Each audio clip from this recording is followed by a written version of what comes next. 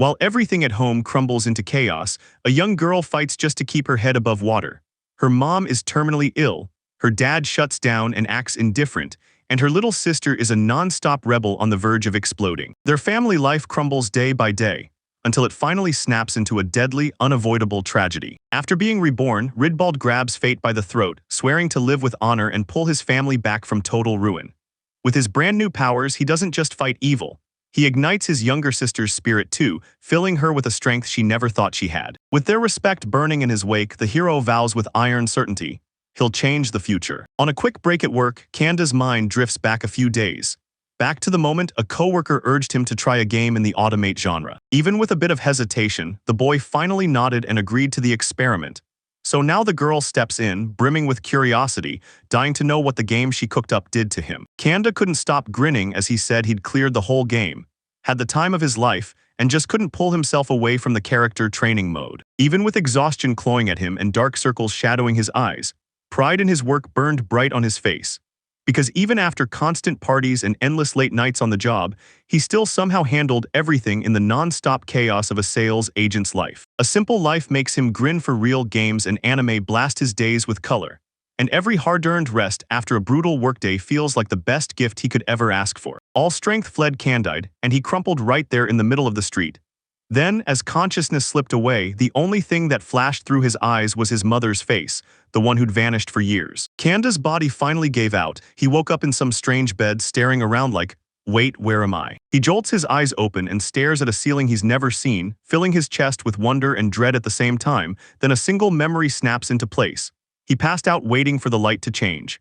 Now he's somewhere he can't recognize, and it hits him bit by bit. His whole life has just flipped upside down. Staring into the mirror, Kanda's breath catches, because the reflection isn't him. It's a child's body, staring back with wide, unfamiliar eyes, and he jolts into panic, studying his tiny hands like they belong to somebody else, begging the mystery to click, but he can't recognize himself anywhere in that face. Suddenly, a maid bursts into the room and blurts, "Rita-sama," and he freezes, because he realizes he's not himself anymore. He's transformed into someone else. Trapped in a kid's body, Kanda tried to convince himself he was fine. Then the swarm of strangers surrounding him hit, and confusion crashed over him. A man stepped into the room and introduced himself with perfect manners as Garn, the butler. Then he explained that everyone had been panicking after the master collapsed out in the garden. Kanda stayed cool, thanked Garn for the concern, and apologized for what he'd done. Sandy tries to play it cool, but the moment he talks, everyone else gets confused, like his words don't even make sense. Harn bows in gratitude and asks you to keep addressing him by name. Canada's getting slammed with non-stop confusion and sudden flashes of ridiculously noble behavior from every direction. And honestly, nothing makes sense anymore. Everything's spiraling out of control in real time. A brutal, scorching pain slams into Canada's head, and then bam, strange memories flood his mind until he can barely breathe. When he finally catches his bearings, he realizes the body isn't his at all, it's Baldai's.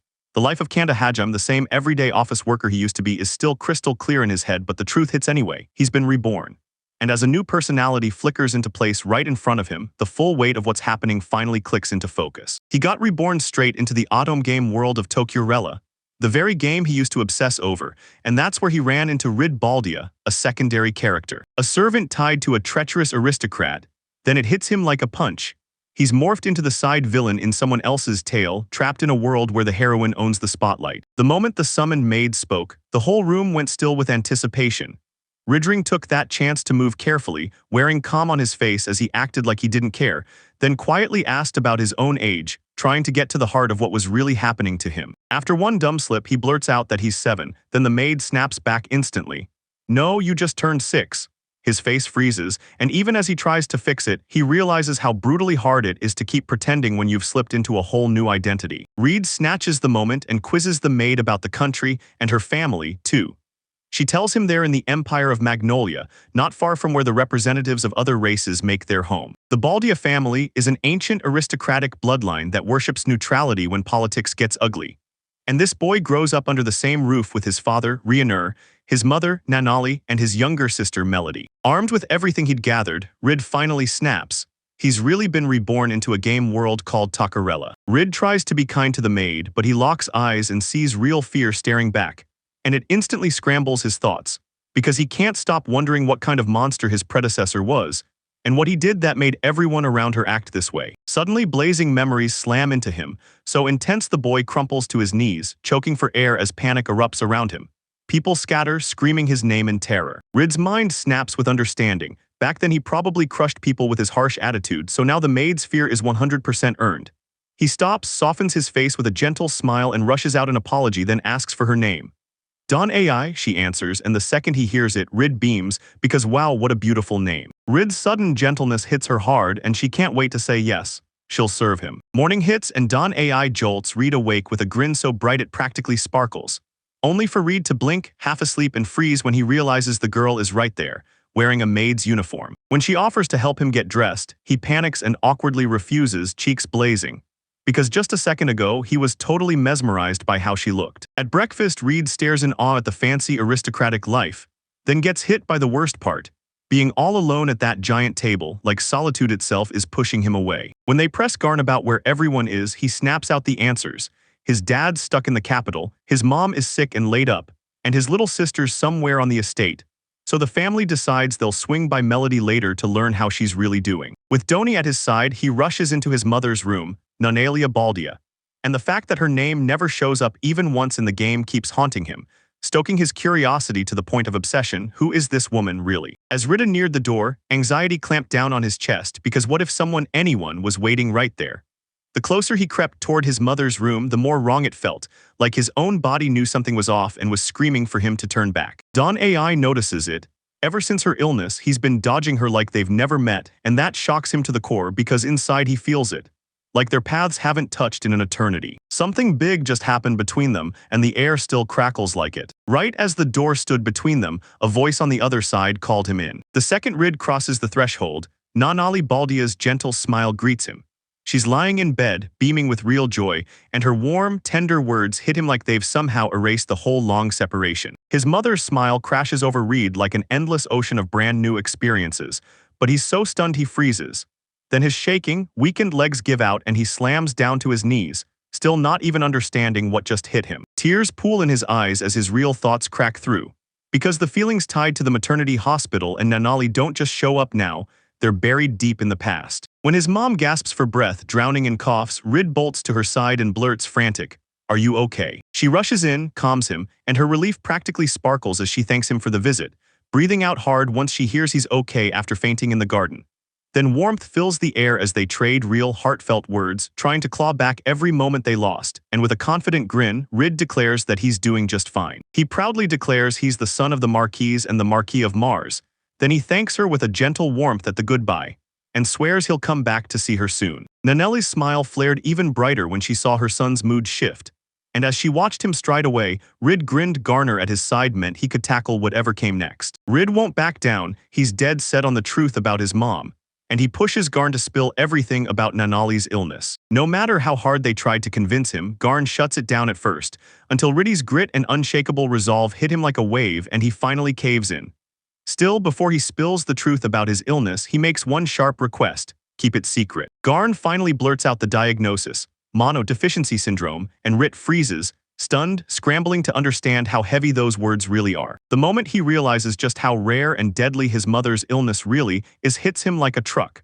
Because this disease doesn't just harm bodies, it drains the very life energy that powers this world. Garn breaks it down. Mana deficiency doesn't just feel bad, it drains your vital energy, stripping you of the very mana you need to live. The power to regenerate simply vanishes, and year after year the body keeps getting weaker, until death finally comes knocking. A disease so brutal everyone calls it a death sentence and a cruel punishment.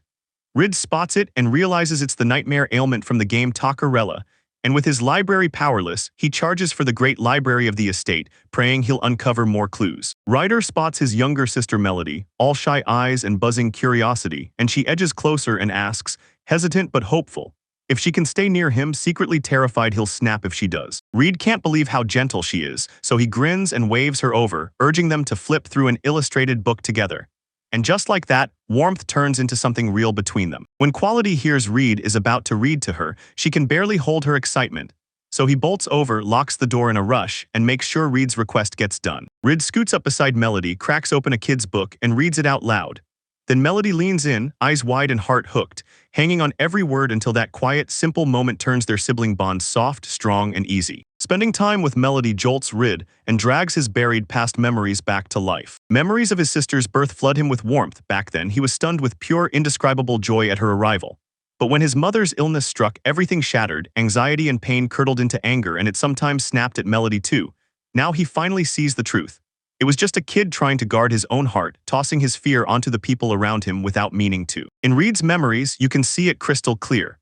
Over time, an invisible wall quietly rose between him and Melody, pushing them so far apart that even sharing the same table couldn't bring them back together. He settles right beside him and blurts out an apology, and then Melody snaps the mood into place with a playful jab, telling him he really shouldn't be sleeping in the garden. So their easy banter bursts the air with laughter and leaves everything warm and friendly. As time drags on, Rid starts to realize Melody isn't just charming, she's genuinely wise, and somehow their shattered connection keeps repairing itself piece by piece. With a warm, gentle grin, Melody tells Riddy, "Just call me Mel." Just like their mom, and the wild part is he's special to her. That surprise gesture hits Rid right in the heart, and he thanks her with total sincerity, vowing to cherish that nickname forever. Melody dozes off, pressed against Red, and the whole quiet moment hits him with an unexpected jolt of surprise. Then Denai glides closer with a soft smile and tucks Melody in carefully, wrapping her up warm and snug. Garn shows up and demands to know if Rid's with her, and he just quietly points, telling everyone to stay silent. Rid tells Garn he's been reading an illustrated book to Melody until she finally drifted off to sleep. And Garn's grateful grin lights up as he begs him to keep caring for his sister just like that. Reed flashes pride and warmth and tells her, "Of course, I'll help because you're my little sister." After Reed faints in the garden, Garn clocks something terrifying. Reed doesn't feel like the same guy anymore. Shocked and clearly on edge, Reed scrambles to mask what he's really feeling, even as his mind keeps circling the same question. What deep down hasn't changed at all. Staring into the moment, the hero realizes he's acting nothing like his old self, strict, cold, and cut off from everyone. That crushing weight of responsibility pins him to the ground, but determination burns in him and he refuses to back down. Meeting his mother and Melody blows open Rid's eyes and slams him face first into his real purpose. One day inside the game Takarella, he got dragged into a villainess's schemes, and the price was brutal: exile, public condemnation, or even death. Now he's finally got a shot to rewrite his fate, and he refuses to let that lethal sentence come back. The whole world rides on whether he can move fast, think smart, and play it safe with a razor-sharp strategy. Rid decides to snatch fate by the throat and cooks up a ruthless plan.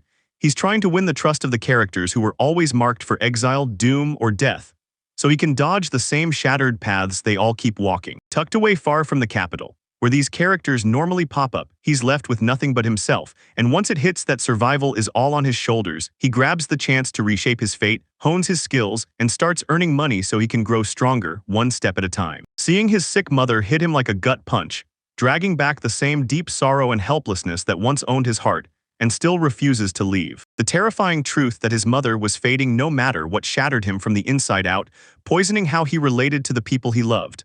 Until one spark hit. If he could hold his family together again, he could dodge the worst of the blame and maybe finally earn a real, joyful life. Rid rips his past life open with a sharp stab of pain, and regret squeezes his heart because he ignored his mother's kindness when she was still here. Her death crushed him with unbearable helplessness, carving a wound into his heart that never truly healed. Fueled by pure determination, he swears he'll never make that same mistake again, and he refuses to carry that kind of regret ever once more. Determination rages in Rid's chest. He's decided he'll save his mother no matter what it costs. Clutching a book, he sets out to hunt for answers, desperate to find treatment methods, and pure confidence surges through him like, "I'll uncover the cure, I just know it." Rid struts in and proudly declares, and boom, he's transformed into a stunning young man with silver hair and violet eyes. Then he uncovers a power that grabs your imagination and won't let go. Because he can memorize every book word for word, nothing is truly unsolvable for him. Every new challenge just lights a fire and dares him to push past his own limits. While Reed tore through the library stacks, he suddenly stumbled on a book, and its pages slammed into him with truths he'd been carrying in his bones for years. As he looks around, he spots the same plants, gemstones, and minerals he swore he knew from his past life. Then it hits him like lightning. This could actually earn him real money and fund his wild green experiments.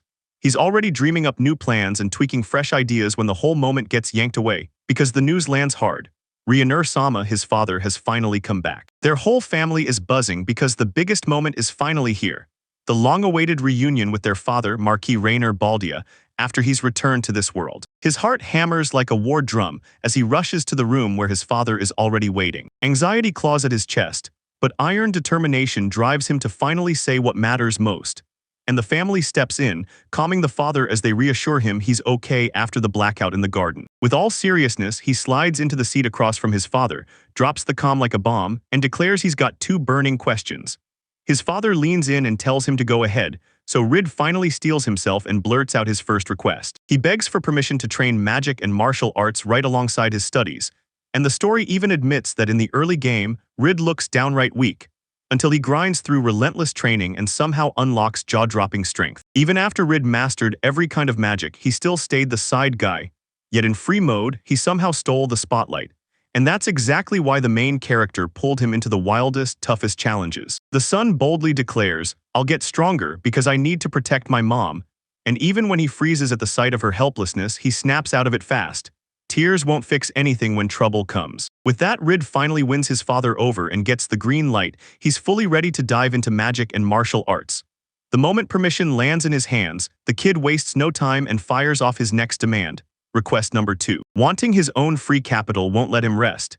His mind keeps firing off new product ideas he's desperate to bring to life, while his father stares in confusion, asking if his son really expects money without even showing a single proposal. Rid bets talking about Bond's son wastes zero time. He hammers home how badly he wants to win the Marquis's favor and push him to back his training and growth. Even though the father warns that handing over that huge amount is risky for his kid, he still nods and promises to pull the money together. So Reed wastes no time, genuinely thanks him, and grabs the moment to ask for one more favor. Grid steps up to his father and blurts out, "Let's finally eat together," then admits that he and Mel barely talk to him anymore. The old man freezes, genuinely shocked, before his mind starts turning over the idea. Finally, Ridden and Mel slide into the same table and lock in side-by-side smiles, like their bond is finally thawing, and hope is lighting up both their faces. At the family dinner, her father leans in and asks if he can call her Mel, just like the others do, so sweet it stuns her. Melody freezes, then her cutlery clatters to the table. A tense silence crashes over the room. Everyone at that table freezes, holding their breath, staring hard at her reaction. With a loud, fearless voice, Melody shuts her dad down and declares that he doesn't get to call her Mel. Only her mom and her brother are allowed. That surprise reaction hits like a bomb. Everyone freezes, the father's face crumples with pure bewilderment, and the maids are barely holding back their laughter. Rid quickly dodges the awkwardness and steers the talk somewhere else, insisting he wants to inspect the estate. The father doesn't argue, he just nods and barks for the carriage to be ready right now. Joy erupts in Rid's chest when he hears he won't be alone tonight, and he thanks them from the bottom of his heart. Right away, his companions step in and introduce themselves, Rubens and Diana. Rid leaned toward the carriage window, watching the land roll by, and realized Baldia's territories were the borderlands. Far from the capital, sure, but packed with fertile soil that turns into the perfect engine for farming and trade. A memory hits like a flash, planting olive trees. That was his father's idea. Rid leans back in his seat, peers out the carriage window and spots. Even though everyone calls this place the borderland, it's no empty wasteland. Diana snaps that there's barely anything left between here and the destination. In Rid's head, one clear thought locks in: he's not here just to stare at the sea. This is bigger. Using the money his father gave him, he set out to pull off something massive in this city, the biggest in all of Baldia's lands.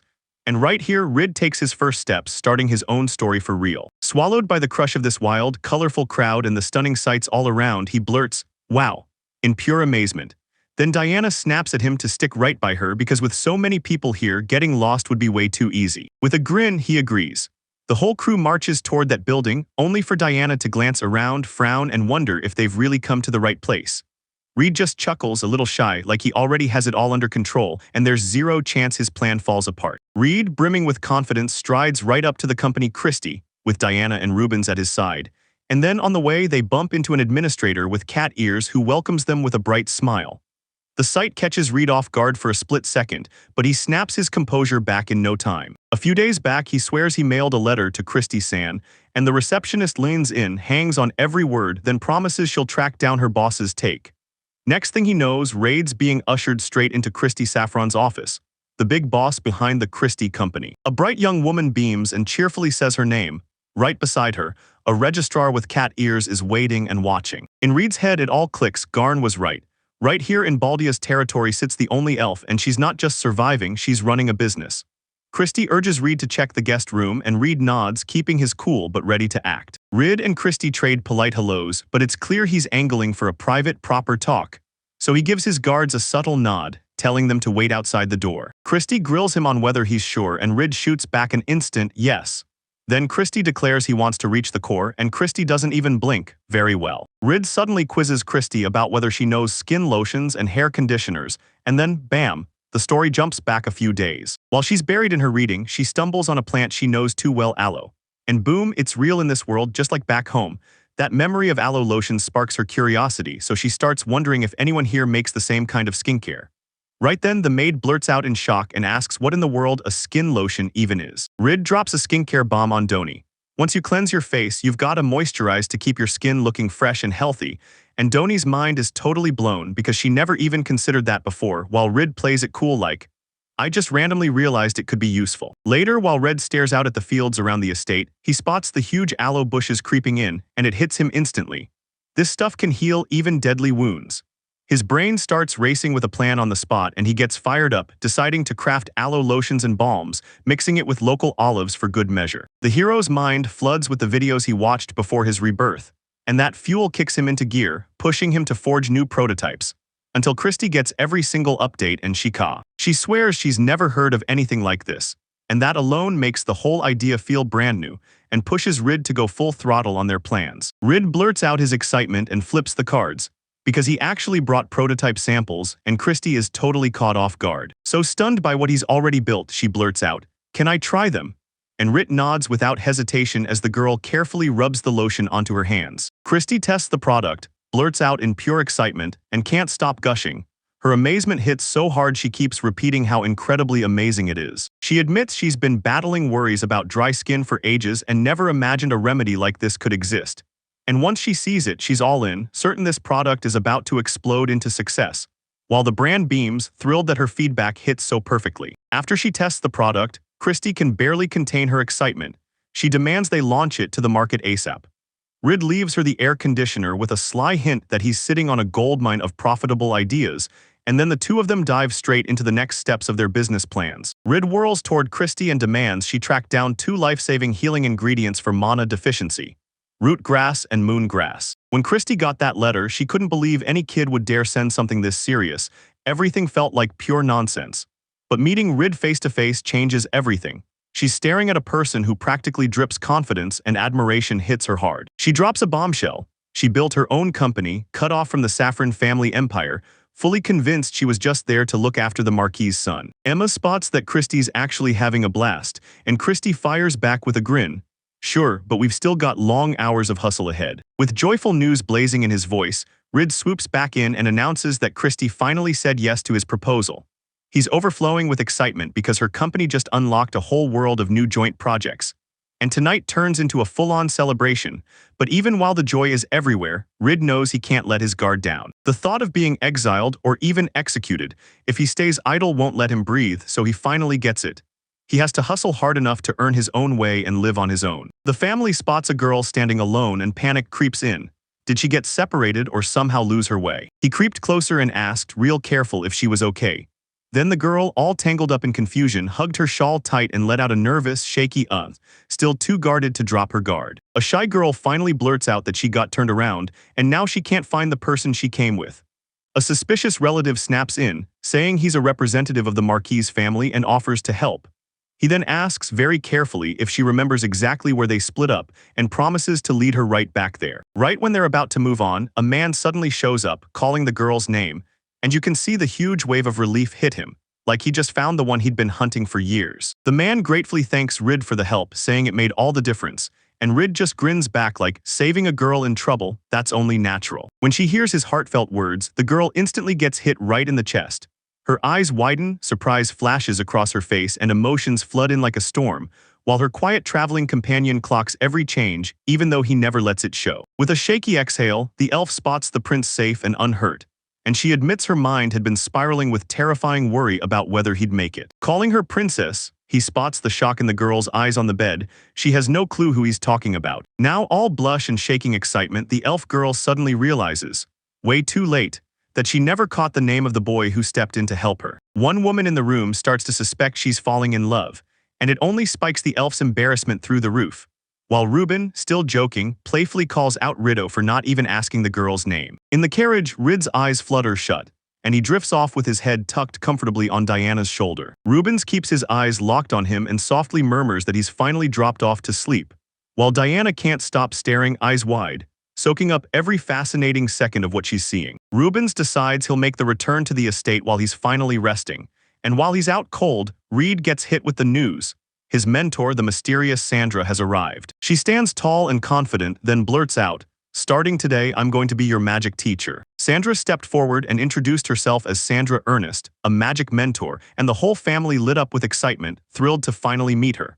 But when she asked the boy if he had any real magic experience, he admitted he'd only ever seen it in book pages, never in real life. Impatience is scorching through him. If his guesses are right, he's about to master every last element, and right as that pressure builds, Sandra kicks things off with a story about magic. To do it, you've got to pour your own life force into mana, turning your very energy into fuel for magic. Even with everything stacked against her, she looked Rid in the eye and swore she'd back him through every step, pushing him to hand over everything to her and promising to guide him all the way from start to finish. Sandra hustles Rid to the training field, eager to show magic in the flesh and help him finally picture how it all works.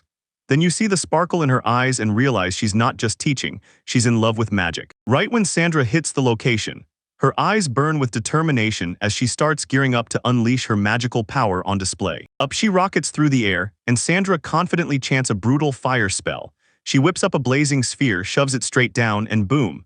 A massive fireball erupts into the ground, lighting everything up just to show Reed exactly what she can do. Reed's eyes light up like he's struck by magic. He bolts straight towards Sandra, stunned by what he's seeing, and blurts out how ridiculously cool the spell is without even trying to hide his awe. Shocked by that sweet, unexpected greeting, Sensei Sandra, the woman snaps to a halt, her mind blank as she scrambles for words. When they call her Sensei, Sandra's cheeks burn with embarrassment. Then she snaps back in an instant and pulls a wild new move. No spells at all, just pure imagination, and the moment she pictures it clearly, her magic turns into reality. Stunned by what she just saw, Rid bursts out, "Let's start generating mana." And before she can even finish, her companion snatches the idea and yells, "Yes, right now." Sandra tells him, "Just picture what you want," and the magic answers, "No spells needed." What he sees fires up Rid's drive, but Sandra slams the brakes fast. That stuff is still way too early for him. So they start from the ground floor, the basics. Reed clenches his jaw and forces himself to keep trying to draw mana, but the more he fails, the more doubt chews at his confidence. Rage sparks in his chest. What if he was never meant to wield this power? Right then, Sandra slides up beside him like a lifeline, and she whispers a secret. There's a technique that can help. Even with his fear screaming at him, Reed throws himself into it.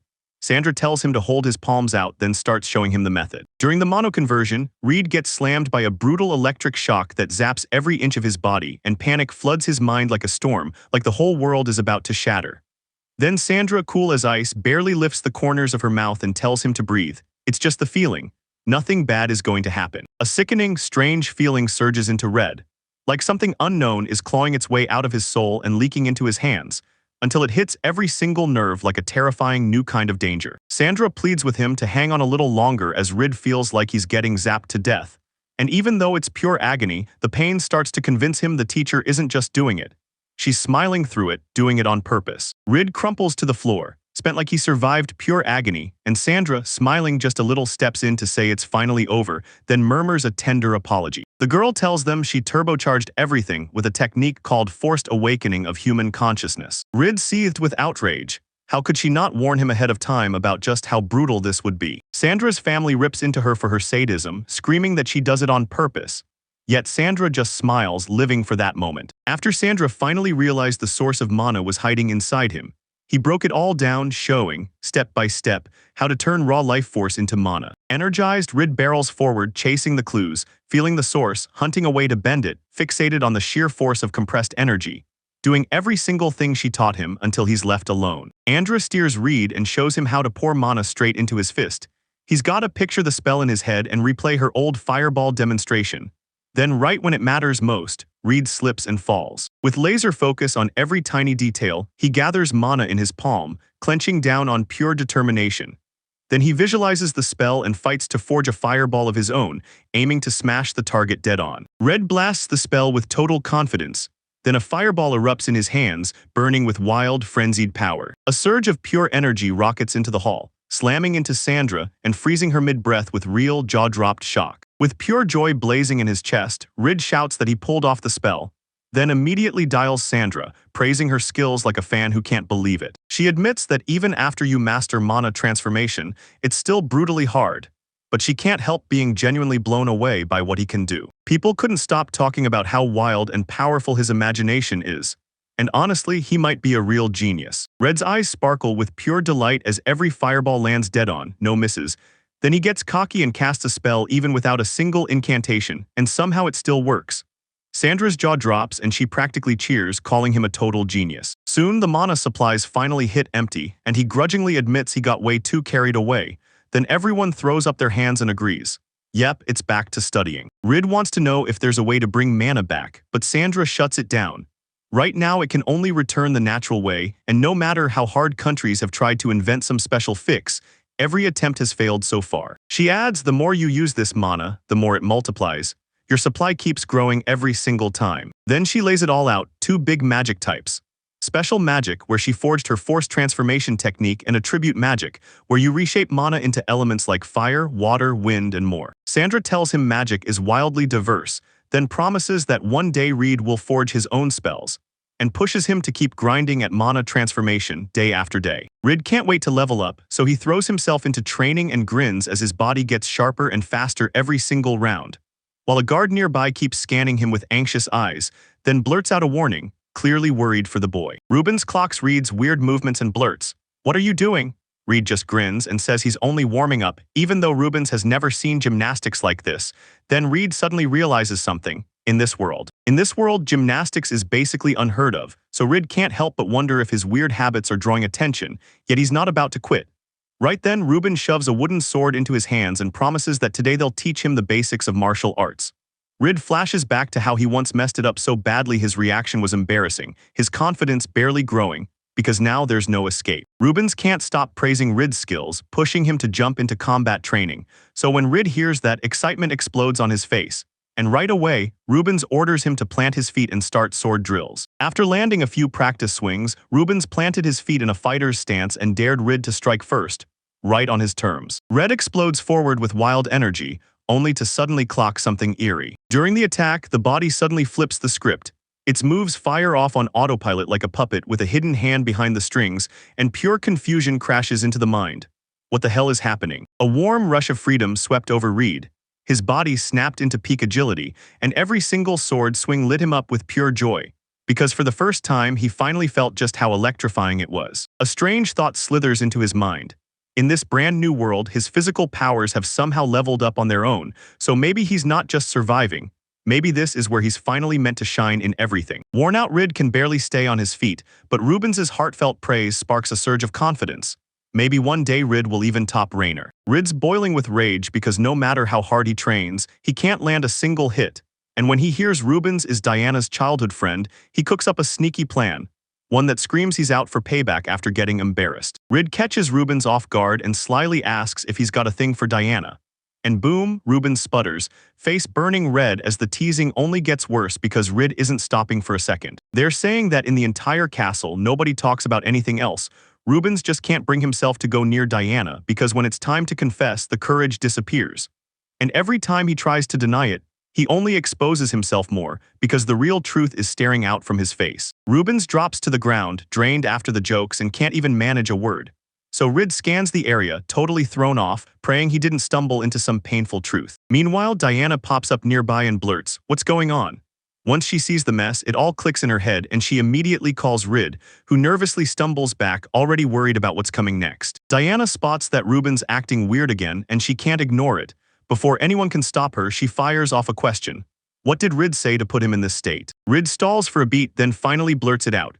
Rubens is a total coward when it comes to her, and the second he says it, the whole vibe snaps, the tension hits like a wall, and Rid realizes he may have just crossed the line. Rage burns on Diana's face as she strides up, crackling with danger, and tells Rid that a serious talk is coming eventually.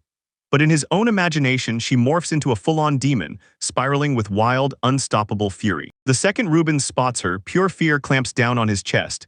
And then wham, a brutal slap cracks across his cheek, loud enough to make everything go silent. Still stunned, he blurts, What are you doing here? Rubens admits that today's training with Rid is officially done, because Diana's cold, predatory grin has his confidence rattled to the bone, and she just hints she needs to talk to Rid about something important.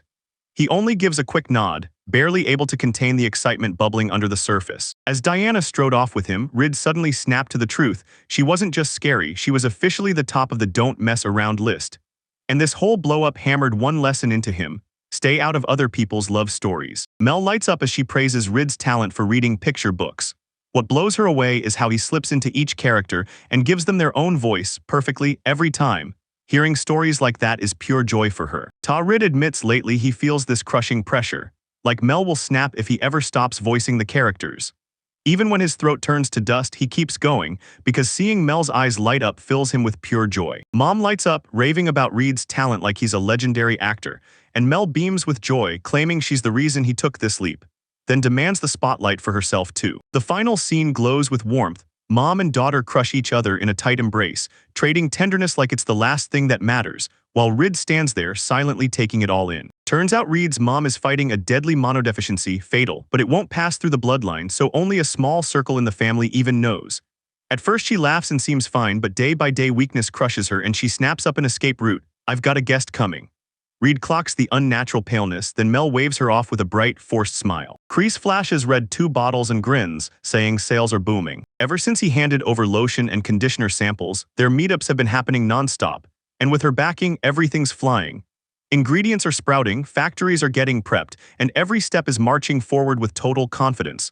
While Rid can't hide how thrilled he is with these sudden, crazy-fast changes. Kreese's family lit up with praise for her professionalism, and she quickly turned it back. Success only happened because of his financial support.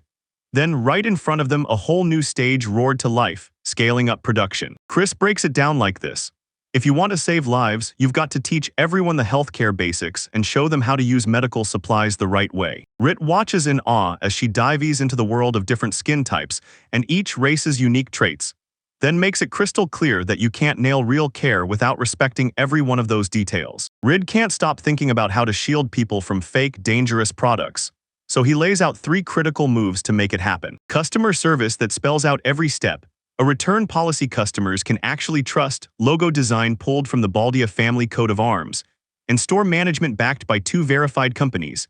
Everything built to keep buyers safe and earn real confidence. When Red pitches the idea of making him the face of their product, Chris can't hide his shock. With a confident grin, he leans in and tells her she's got everything it takes to pull this off. A few days ago, Reed crossed paths with a mysterious man who promised to deliver goods to the imperial couple.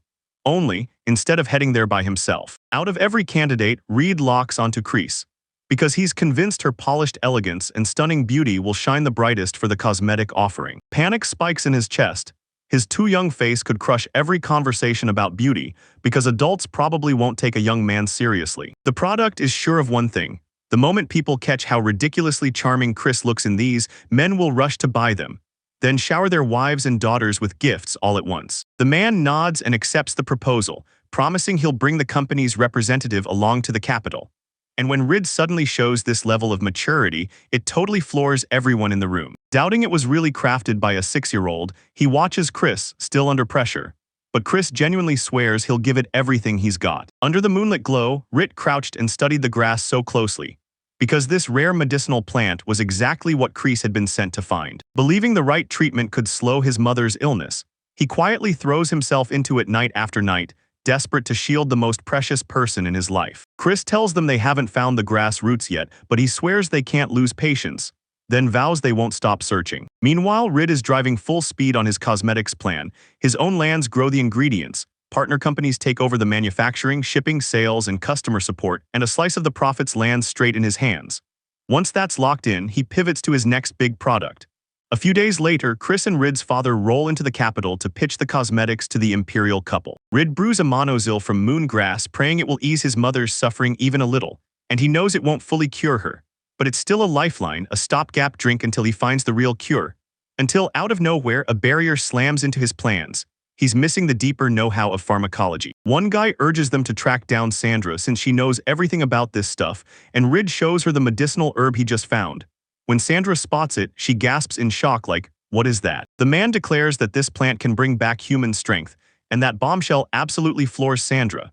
she finally sees what this incredible herb is really worth. Sandra spotted the rare moon grass in an instant, and a gasp tore out of her, because she couldn't believe it, that plant really exists. Trapped in the takeover, she spills everything to Rid. She once ran a research lab in the capital, and all she's been doing is studying those same mana potions he's desperate for right now. The shock of it hits Rid hard because the timing feels unreal. In Sandra's memories, the moment she steps into the capital comes roaring back. Her burning love for magic and her massive store of knowledge launch her straight into the role of laboratory director.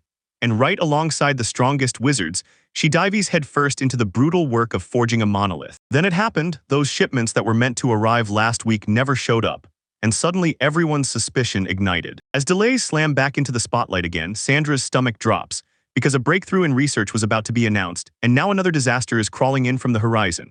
She panics, scrambles to recheck the formula, and sprints for the lab like time is hunting her. Right in the hallway, she crashes into a woman, blurts out an apology, and barrels on, totally clueless that someone's been stalking her from the shadows, watching for the moment something's really wrong. A smug aristocrat stepped in front of Sandra, sneering that her presence was as intrusive as a disgusting rat's face. Meanwhile, Sandra stews over the way some aristocrats sneer at her, especially since she hires anyone, no matter their birth or rank, and then it clicks. The real reason they're coming for her isn't logic at all. It's envy fueled by secret hostility, all aimed straight at her. With the research giving them nothing but dead ends, people started bailing one by one. So Sandra swallowed the blame, clenched her teeth, and quit her job at the lab. Crushed under the Emperor's unrelenting will, the girl got dragged into brutal public attacks, some even calling for her execution, so her own family shut her out, terrified of what would happen if they stood by her. Alone, without support or direction, she spiraled into rock bottom, until one shocking moment flipped her entire fate. Just when Sandra teetered on the edge of despair, Marquis Raynor stepped in and threw her a lifeline, welcoming her into his home as a mentor and igniting the fire for a brand new start. After every brutal trial, she fought her way back up, and now she's standing here, rock steady, blazing with pure determination to push forward. The shock slams into Rid when he realizes that by begging Sandra to help with research that once wrecked her career, he may have dragged her back into memories she can't escape. At last, he spills the real reason he's been doing all this. His mother is trapped in a mysterious illness with no cure in sight, and the only chance left is to brew an elixir that buys time to save her. With a trembling plea, he turns to Sandra and begs her to help him pull it off. Sandra, locked in Rid's stare, watches him speak with raw honesty and unshakable resolve, because he doesn't just want her, he needs her. He begs her to team up and help forge the mono potion, saying straight up that without Sandra, that dream stays out of reach.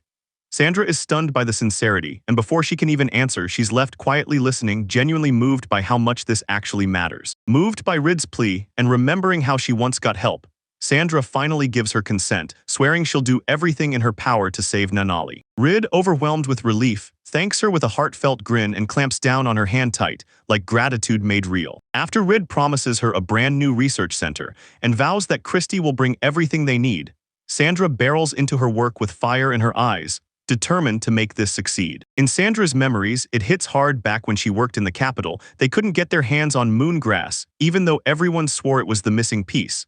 The old laboratory left nothing behind, but now she finally gets a fresh start. Halfway through her work, a sudden, crucial idea hits her like lightning, and she blurts it out, calling Rid right away. With a confident smirk, Sandra tells Rid, "In our talks, I'm Sandra, but in class you call me Sensei Sandra." Then she plucks a blade of grass that glints like a tiny silver moon, standing tall with pure pride, and Rid just grins back, totally entertained by the whole moment. The tension between them melts away, and their talk turns warm, honest, and safe.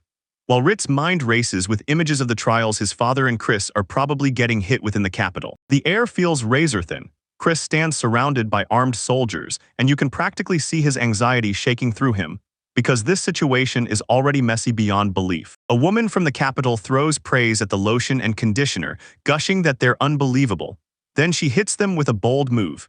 She wants the production rights and the recipe for the Magnolia Empire. Chris's proposal blindsides him, shock and dread slam into his chest, and he immediately calls Red. Right during a quick pit stop on the road, Raynor tells them they're almost at the capital, and then warns Chris that the city hides deadly dangers, so he better watch his every move. Even with the dangers staring her down, Chris explodes with determination and pure adrenaline, treating this as her once-in-a-lifetime shot to prove her business skills. Her mind races ahead with wild dreams of success, and she can't stop picturing herself walking out as the winner. From up high, the city looks even more insane.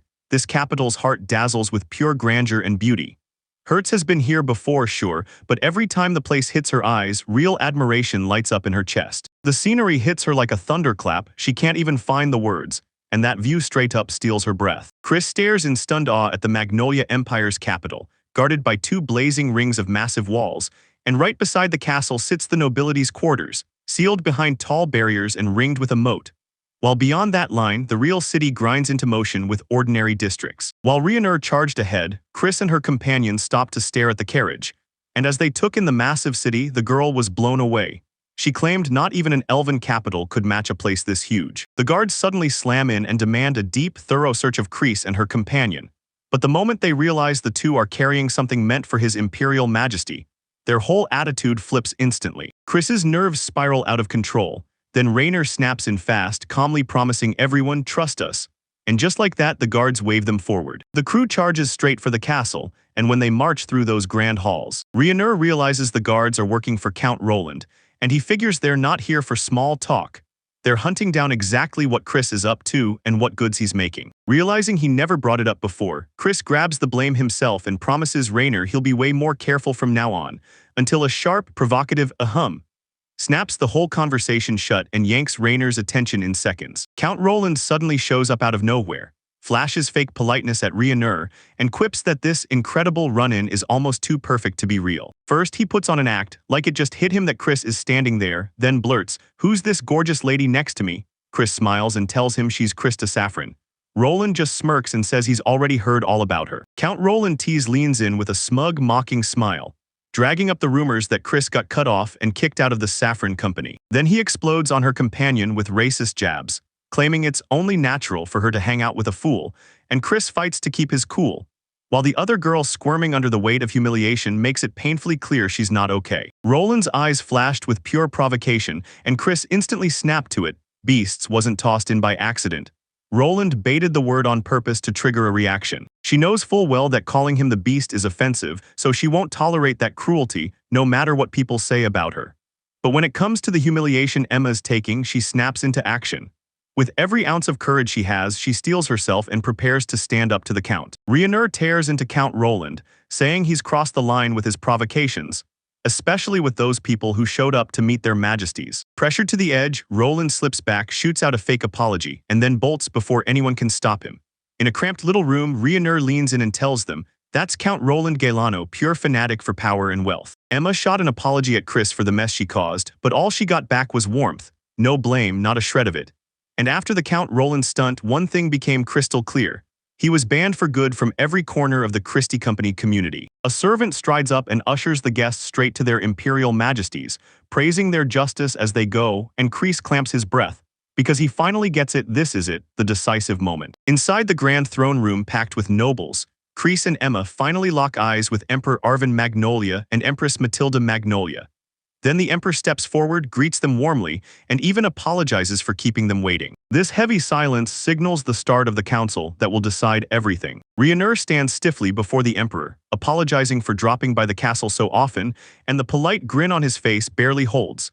Then the Emperor's eyes snap to the young woman beside him, and he demands to know exactly who she is. With a deep bow, Chris introduces herself, Christy Saffron, daughter of Baron Martin Saffron from the Kingdom of Astoria. The moment the Emperor hears that name, his interest spikes instantly. The Emperor admitted he'd heard rumors about Chris's ties to the Saffron Company, but nothing prepared him for this twist. She wasn't just connected, she was also a baron's daughter, and she told him her father had only been granted that title recently. It hits Count Roland like a lightning bolt. He finally realizes he hasn't shown her the respect she deserves, and heat floods his face with embarrassment. Right then, the impatient Empress snaps that she wants to see what's been brought right now. With the tension finally snapping into place, Chris steps forward and proudly shows the imperial couple exactly what he's got. The lotion and conditioner she uses on herself barely draw a second look. Most men stay unimpressed, but the Empress, the court ladies, and the maids can't stop staring. One of them, hooked by the beauty of Chris's hair, even reaches out to touch it, and Chris just nods and lets her, smiling so bright it lights up the room. The Empress softly brushes Chris's hair, smiling as she marvels at how unbelievably soft and shiny every strand is. Stunned, she admits she's never seen hair so silky in her life, and Chris smoothly offers her a bottle of lotion, urging her to try it right then. because the Empress swears this product's real value is something only women can truly feel. Count Roland lunges in, warning that the product is dangerous, but the Empress snaps him down on the spot.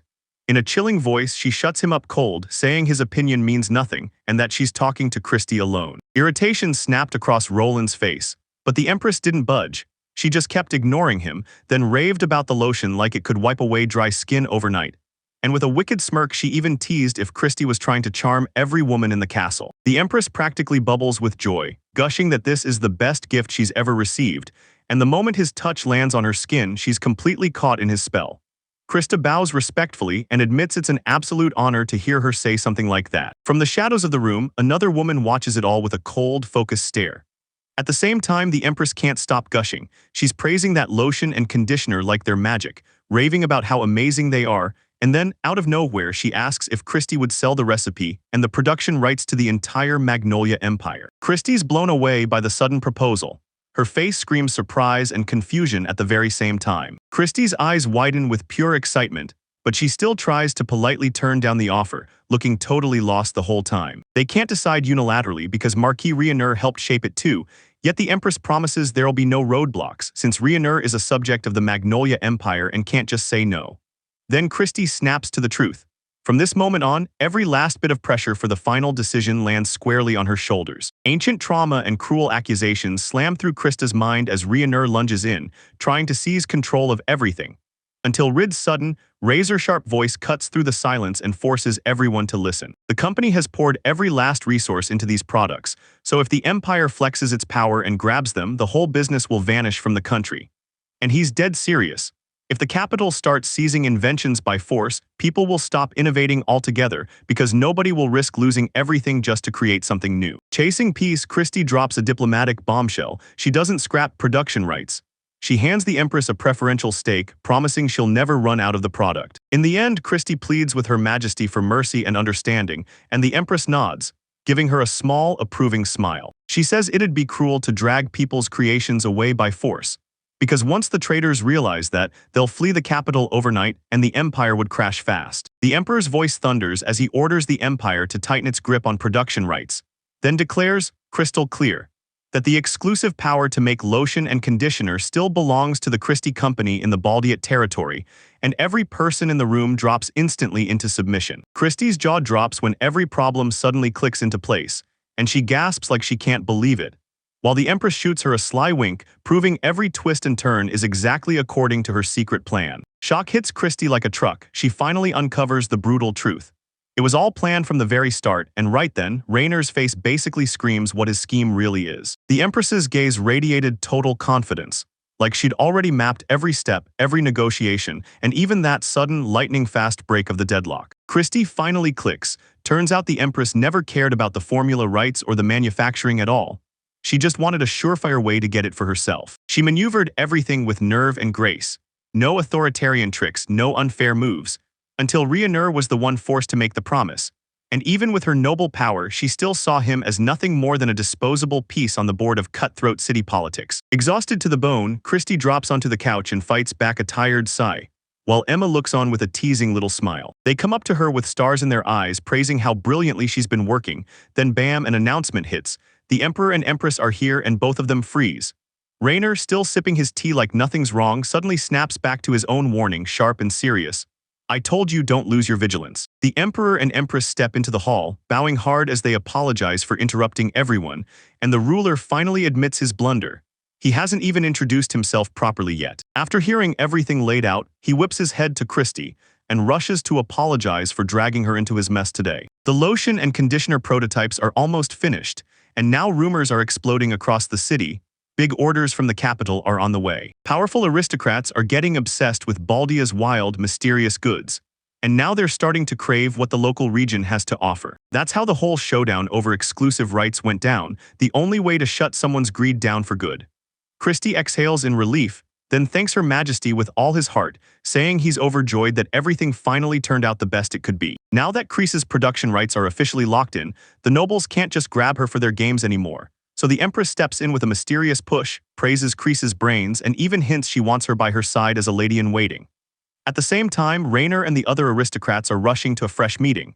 because big problems are on the table and the negotiations are still nowhere near done. Empress Matilda, blazing with determination, wastes zero time and demands the right of first delivery, leaving Christ utterly stunned by how hard she pushes. Meanwhile, in another corner of the castle, bombshell news hits. Some foreign power has proposed a political marriage with the imperial family or another huge noble house, and the whole place instantly goes on edge. With a dazzling smile, the Empress points straight at her son, Reincarnated, making it crystal clear that he's the only one who hasn't picked a worthy bride, and everyone knows this isn't romance, it's politics. This extra page drops you into a warm, memory-soaked hotel room. Then Ritsu suddenly shows up, admits he sometimes dreams of being just a kid, and the scene rips you straight back in time to the moment he's a little boy. He blurts out for his mom at the top of his lungs, then bolts into the garden and grabs a butterfly with pure joy, grinning with that honest, innocent smile. Reed's mom can't stop staring at the butterfly's beauty, then turns to her son and demands he set it free. She tells Rita butterflies are fragile living souls, locking them up would be cruel. And even though Rita's still too young to fully grasp death, she hangs on every word when she warns, if you keep one for yourself, it might die. Reed's mom tries to lay it out in plain words. Life means you can move and speak, just like she's doing right now. Then she warns him that when life slips away, you vanish from this world for good. Reed's terrified and he blurts out, so if you die, will you disappear too? She just smiles and gently swears she'll always be there with him, and those words instantly settle his shaking heart. In Reed's mind, that promise he made to his mother snaps back into view and dread clenches his chest. Then his thoughts yank him straight into the past. He plunged into memories of his old life, back when he was just a kid who loved chasing insects, and nostalgia hit like a wave. Then silence shattered as a girl screamed his name, sprinted straight at him and slammed into him, knocking him flat and leaving him utterly stunned on the ground. Mel's buzzing with excitement. She cradles a tiny chick in her hands, one she just spotted in the garden, and it flutters like it's alive with joy. She rushes to show Red, beaming with pride, and Red can't stop himself. This little bird looks ridiculously cute to him. Curiosity won't let her rest. She's already staring at it like, wait, is it still a chick? Mel puffs up with pride and answers, glowing with confidence, then leans in and blurts, Nietzsche, can I keep it for myself? Red's eyes lock on Mel, and a punch of memory hits him like lightning, his mother staring back with the same strands of hair and the same eyes as his own. It feels like she stitched together the best parts of both of them. So Red makes his choice. Mel will get it all, no words needed. Red insists that the bird must be returned, because its parents are probably out there right now, searching just like they once did for their own. And he reminds everyone that even helpless birds claw and fight for their lives. Mel, curious, leans in, staring like he's hunting for the meaning of being alive. Then Rid answers with a soft, warm smile that feels like love wrapped in light. The woman said her health was bleeding out slowly, bit by bit, like water draining through a crack in a cup. At first, a light wave of fatigue hit her, but then her strength started slipping away fast, quiet as a thief. The illness crept in without a sound, and now she can't even rise without someone's help, staring into the silence of her own thoughts, begging for a way to hold her fragile body together. Every single day, she gets dragged through pain and a hollow emptiness that won't let up again and again. And ever since she fell ill, she's been clinging to one goal: block the void, muscle through the day, and just make it to night so she can finally sleep. But dawn crushes her the hardest. The sickness isn't just in her body, it's in her mind too, chewing at her soul as she worries about what it's doing to her children. Then she learns the truth: she's terminal. Reed snaps like a bomb, rage spilling everywhere as he starts lashing out at anyone near him, while Mel is drowning in tears, trying desperately to hide her suffering, even as her be-strong mask cracks and the shattered feeling still wins. Mel's whole vibe has flipped. He's calm in a way that feels rare, and every word he speaks now carries real adult maturity. So his mom notices his joy the instant it lights up his face. With bright, joyful energy, she tells everyone her brother read her a book, then flashes back to the moment Rid lost his cool, before getting it back and turning into the kind of support that pushes the family forward, fueling Mom's new drive to never quit and keep fighting. A determined smile blooms on Nanali's face. She's not backing down for a second. With a mother's love blazing in her chest, she vows to battle the illness head-on and beat it. Even as her body falters, her spirit refuses to break. Life suddenly feels worth it, because someone out there is waiting for her to come back. Rid gets so swept up in the cozy vibes that he falls asleep under the open sky without even realizing it.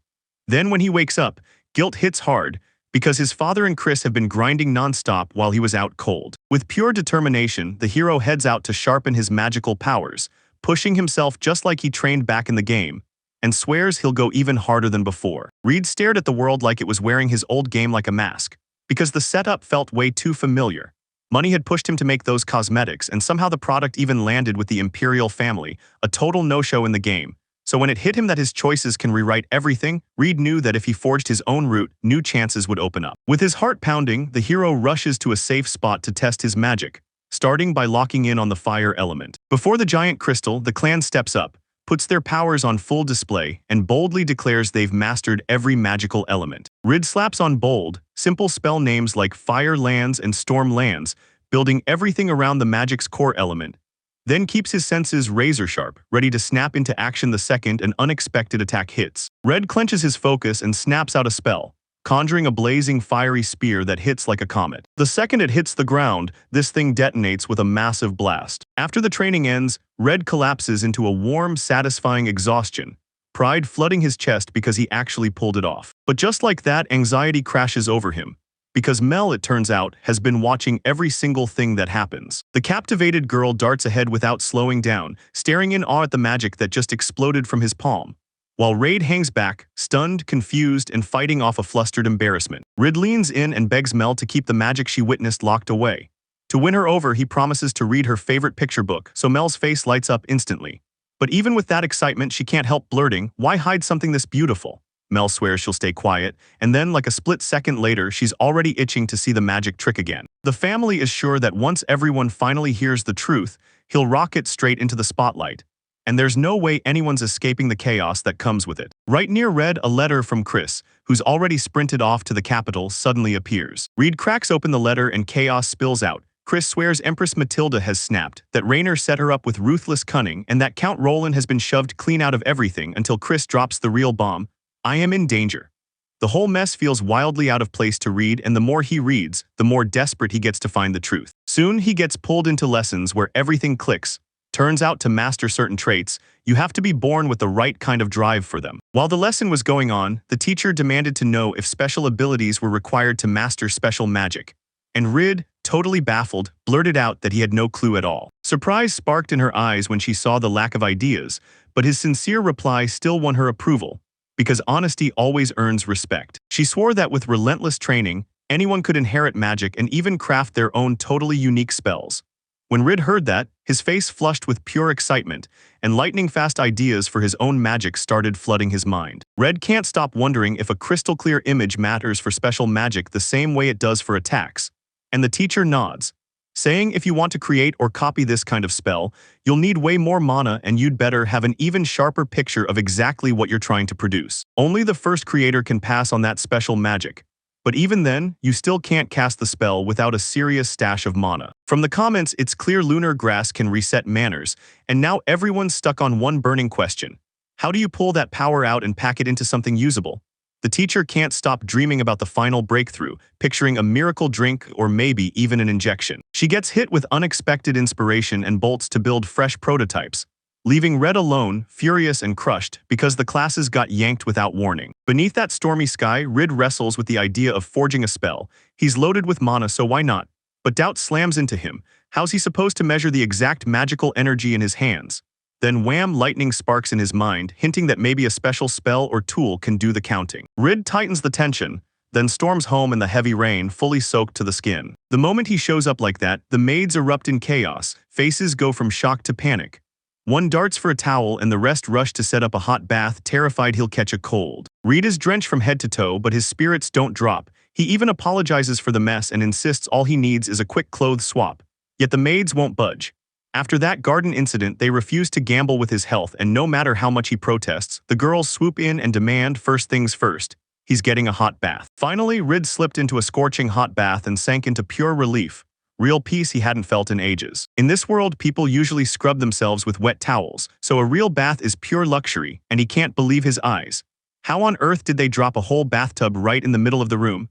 Sinking into the warm water, he lets his guard down for a second and drifts into carefree peace, right as the worries start to fade. The family started fretting over the bath costs and how much hot water they burn.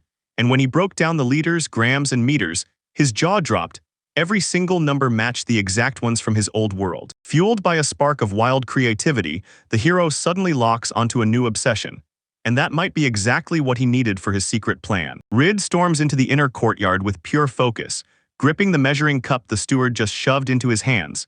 Because in this game, he's about to slip into a whole stack of rolls like a pro. With a confident grin and her boots planted on a log, She readies her magic and braces to put her idea to the test. Rid starts pouring water into a measuring cup with water magic, straight up exactly 1 liter, no more no less, and that plainness sparks his plan. Fill it, pour it out, repeat again and again. He names the spell 1 liter, and with that humble little trick, he's ready to probe just how far his magic can go. The family grinds day after day, polishing their craft to perfection over and over. He kept perfecting the liter's spell. Each try made the cup fill even truer, until that routine exploded into hundreds of flawless magical moves. Fatigue is clawing at him and his strength is slipping away, but Red won't stop. He keeps chanting the spell, eyes locked on steering the flowing streams of water. Then a stubborn grin lights up his face as he barks, "Focus," hands working the liquid again and again. Even when his body screamed no more, Rid still kept his magic locked in and perfectly steady, because after casting a 1-liter spell 980 times back-to-back, he felt the mana drain the exact same way every single run. That's when he realizes the truth. His reserves don't drop below 980 units. Driven by that idea, he forges a wild new spell, *** Moni's Measurement. With one snap, you can instantly read the exact numeric level of Moni for anyone standing in front of you, even your own. He wastes 0 time and snaps right into testing the new spell. Then he shouts *** Mono Measurement. A message flashes right in front of him, personal mana 80. Stunned at the voice in his head, he clenches his resolve and tries again. But when he snapped his gaze to everyone else, nothing changed, only he got hit by the magic. Joy hits Rid like a wave the moment he hears the spell's voice again. Yes, the plan worked. But then he checks his mana and his reserve has dropped from 80 to 60, meaning the spell just gobbled up 20 units to measure it every single time. Thinking of his mom, he finally gets it. The spell's real power hits when she takes the elixir that brings her manners back, and then he'll find out if that potion actually worked. Red strides with pure confidence, clutching a cup from his training like it's proof of everything he's chasing, a determined glare locked in, then a proud smile breaks out as he declares, "I just took another step toward my dream." The boy admits he couldn't stop wondering how much mana sorcery really takes, so he builds a wild new magic, measuring mana itself. The woman is stunned, then furious, because how in the world could he pull off something like that? Her mouth won't stop firing off sharp criticism since his idea shatters everything that's supposed to make sense.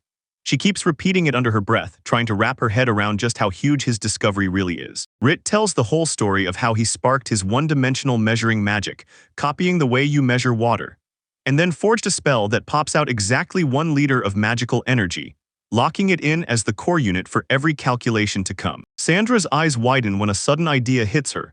Turns out he's got water magic powers too. Sandra shoots Rid a hard look and warns him, if anyone learns about his magic, he'll get slammed with years of lab work and no freedom to choose.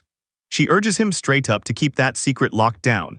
Still, Rid can't help but hope he'll catch a spark of excitement in her eyes over what he just discovered. Rid can't believe he's forced to work solo for the magic he dreamed up, so when he asks Sandra, she drops the truth. Sure, a few researchers can summon mana, but most of them live in a totally different world. Most people can't even * touch magic, and she's dead sure of it. Only a real genius or someone who's trained for ages could command spells with the kind of flawless control he's showing. As he keeps going, Rid's eyes finally open. This isn't some ordinary gift, it's something rare, dangerous, and truly worth awe. The family talks it over. Sure, magic is everywhere in this world, but it's only wielded in a few pockets. The army, the labs. And honestly, it didn't make sense at first that nobody in the estate casts spells until it clicked. Most people here still can only stare at those powers like they're a dream they'll never touch. When Rid realizes just how rare magic truly is, disappointment hits hard. He dreamed that in this fantasy world, spells would pop up everywhere, not be treated like rare treasures worth their weight in gold. Sandra snaps that even if she'd invented a spell to conjure a whole liter of water, she still couldn't pull it off, because the lack of the water trait drives her wild. Then she finally admits the truth. Liquid is the real miracle, doing what she can't reach. He gets it, yeah, but he can't stop asking, how was Sandra, a true master of mono conversion, never dragged into the capital like he would have been? He can't shake it. Her power goes beyond anything he could have imagined. Sandra flashes a grin and says she once got picked to run the research lab in the capital, so Rid's doubts vanish. Because now it's obvious why she with those crazy skills. Nobody shoved Sandra into that position, she'd owned it before and everyone knew it. She still remembers being summoned to the capital for her brilliance, then getting kicked out later because jealousy couldn't stand her. Even so, she's proud of her own skill, and Rid can tell Sandra has been expecting something wild from him since the very start. She grins and says she always knew that if she helped him sharpen his gift, he'd shock even himself, and that's why she was so desperate to be his mentor. But right at the finish, she nearly slips and calls him a test subject, leaving Rid stuck wondering what he really is, student or lab material. Rid decides to hide his power, yet he still grumbles that Sandra could have laid it all out sooner. She lights up with confidence, like she's daring everyone to admit society wants to cage people in neat little boxes. But she's right, real spark won't be stopped. With fire in her eyes, she swears they'll smash every so-called rule of common sense together. Rid tries to shrug it off and play it by ear, but Sandra instantly clocks exactly where his mind is going, and that little snap of certainty scares him. After everything that happened, Rid and Sandra don't slow down one bit. They keep grinding on the potion for the estate. Next, they try moon herb every way they can, raw, cooked, and dried. The plant is brutally bitter and nearly impossible to eat, but Rid still steels himself and takes a bite anyway for his mother. Even though it tastes awful, Red grits his teeth, pushes himself to run the experiment for her, and swallows the bitterness of the grass like it's nothing. Not once did he pause, he boldly lunged into every sample, and the look on his face screamed how brutal this was. But that sharp shock only fueled his stubborn refusal to stop. As Rid records his finds, he gets wild, testing every way to use the Arabica. Then he tackles moon grass in different forms, down to trying it raw, and gets hit with jaw-clenching bitterness. But the herbal flavor still floods him with a massive rush of mana. It didn't just feel awful. It turned out to be the absolute worst possible thing it could have been. When it was ground into powder, it still tasted awful, but it slid down way easier. And after the tests, it proved to be the most effective by far. Sandra decides to test a wild new method for the powder. She has Rid chew it and hold the taste in his mouth. And that bitter aftertaste hits so hard it makes Rid truly suffer. But Sandra clocks his grit and praises him with a real, heartfelt congratulations for sticking it out. Even with that nasty taste, Sandra decides the powdered version is safe and strong enough to use for real right now. With pure determination blazing in his chest, Rid celebrates, because the monopython is finally finished. Sandra can't wait, she pushes him to spill his thoughts on the taste, and right then her playful, bright energy bursts out, making Rid notice just how much she loved every second and instantly turning the whole vibe light and cheerful. Rid flashes an embarrassed smile, sincerely thanks Sandra and swears he'll never, ever forget her kindness. Out of nowhere, she slips a mysterious hint about another event and tells him he'll know everything soon, then urges him to ask Melody for details if he wants them. While Rid's chest tightens with anxious suspicion, because whatever's coming next already feels secret and dangerous. When Rid finally headed home, he did not expect to find his younger sister Mel waiting for him right there in the hallway. Rid sprints up, grinning like he can't contain his joy, and she lights up. Nai-chan. Rushing to welcome her brother with a warm smile, their real love and closeness filling the air as an emotional hug lies just ahead, sealing the bond between brother and sister. The girl suddenly yanks back, grimacing and snapping that his smell is too strong, and that shock hits the guy like a brick wall. He's totally thrown. Soon, the whole crowd parts like they've just seen a storm coming. Rid, dazed and mortified, stumbles into realizing he's the only one left standing in the middle of the hall. One of the maids tries to save the moment, edging out a careful, awkward line. His smell isn't even that awful. One of the estate's servants choked back a laugh, forced out a polite request, and quietly told Rid that his clothes reeked way too strongly, then begged him to go take a bath. Blushing hard, Rid clenches his face into a fake smile, praying nobody sees what he's really feeling, because inside, indignation is raging non-stop. He snaps Sandra's name in his head, pinning every bit of this humiliation on her. Red gasps in surprise as the night shadows snap into perfectly timed stretches in sync. Rubens has already carried his calisthenics pitch straight to the knights, and now it's exploding in popularity. So while Rid thinks the whole spectacle is kind of weird, he gets it.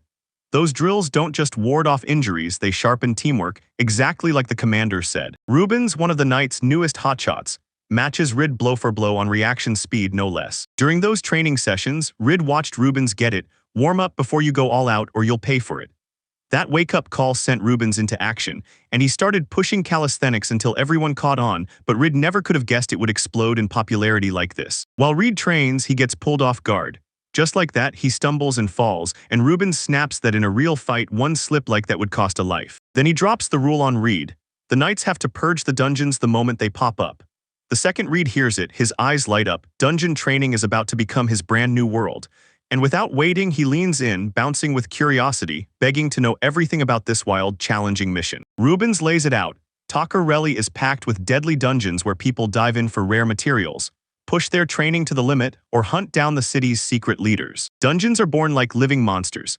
Over years, their deep cores drink in insane streams of mana, and the moment the core overflows, a portal erupts and the labyrinth wakes up, crawling with monsters and packed with treasure. Then the land creatures, drawn in by the unknown, stumble straight into the trap and get turned into prey. Because the dungeon doesn't just survive, it thrives, soaked in life. The lineage finally uncovers the terrifying truth. Leave a dungeon alone for too long and its monsters will swarm up, break free, and unleash full-blown chaos. That's why knightly orders and adventurer guilds exist, to storm in and purge these ticking time bombs. And right at the dungeon's deepest core, the very heart that feeds its power, the only way to truly end it is to destroy that core, but one slip can collapse the whole structure. Worse, even a cracked core doesn't just die. It can vanish, bide its time, quietly rebuild, and start hoarding mana for the dungeon's next rebirth. Rid links the whole system to an ant colony. These cores act like queens, and the monsters are the tireless worker ants grinding away below. Curious, Rid leans in and demands who these multi-directional adventurers really are, and Rubens fires back that adventurers are universalists who can handle any job. Because guilds come in two flavors, state and private, and in the Empire of Magnolia, the State Guild takes orders from the whole region. In Baldia, the Order of Night is out there battling monsters and tearing into dungeons, so the Adventurers Guild keeps everyone busy with rare material jobs, because the nastier the order, the bigger the payout. And if you crave a calmer life and easier quests, this is exactly your lane. Ruben points out it's an ancient tradition, and Reed practically explodes with excitement when he realizes he'll get his own card the moment he joins. The family dreams of one day becoming adventurers, and Rubens can't wait. He swears he'll sharpen his sword skills until they're unstoppable. Out of nowhere, Ruben blurts his opinion: Reed should marry Diana first. The words hit Reed like a punch, and his face instantly froze in pure shock, leaving him utterly baffled. Blushing hard, Rubens tries to change the subject and steer the talk away from Diana, but Reed keeps pushing his buttons, clocking how real his feelings are. Then the kid finally spills it. Diana wakes him every morning and once told him she'll definitely get married someday, like she knows she won't always be there. That lands like a punch in Reed's chest, clear proof in his eyes that Diana truly cares. Still, Rubens can't help himself. To throw Reed off, he starts grumbling that waking up at dawn always feels impossible. Rubens won't stop convincing himself that Diana feels absolutely nothing for him. He remembers how, even while cooking, she calls it practice for her future husband, and when she spoke to her parents, she made it crystal clear that Rubens is just a friend and nothing more. Put it all together, and Rubens finally locks in the bitter truth. There's no way Diana could ever fall for him. Everyone watches Reed go quiet, stuck for words, and the more confusion crawls in, the more irritation builds until he starts calling the whole conversation ridiculous. While deep down, he can't help but feel sorry for Diana. The moment Reed hears about Diana and Rubens' special memories, and the childhood promise Rubens made her, rage hits him like a storm. He locks eyes on Rubens and snaps that he's done hiding, making him finally confess his feelings to Diana out in the open, because no more delays are coming, and with raw emotion spilling out, Reed unleashes the truth. Rubens is a coward for not having the guts to say it and mean it. He insists the knight is the only one who should understand Diana better than anyone else. Yet Rubens snaps and grumbles at why he should even bother listening, until Reed's words slam into his head, and he starts wondering if it's finally time to rethink what Diana really meant. As she sinks into her own head, she finally dares to face her real feelings, and right on cue, Reed realizes it's time to shove Rubens into making a decisive move. Once Reed finally knows the other guy gets it, he leans in and promises, "Trust me, everything's gonna be okay." A grin flickers across his face as he replays that hilarious moment. Then he clamps down and keeps the secret to himself. Mel clocks it right away and fires off, asking why he's so happy, while Diana just watches in total shock, completely lost on what's going on. Rubens takes Diana back to the spot where they used to play as kids, and for a moment she's soaked in warm nostalgia, like those carefree days are flashing back to life. But then her smile fades because she can't shake the feeling he brought her here for a reason.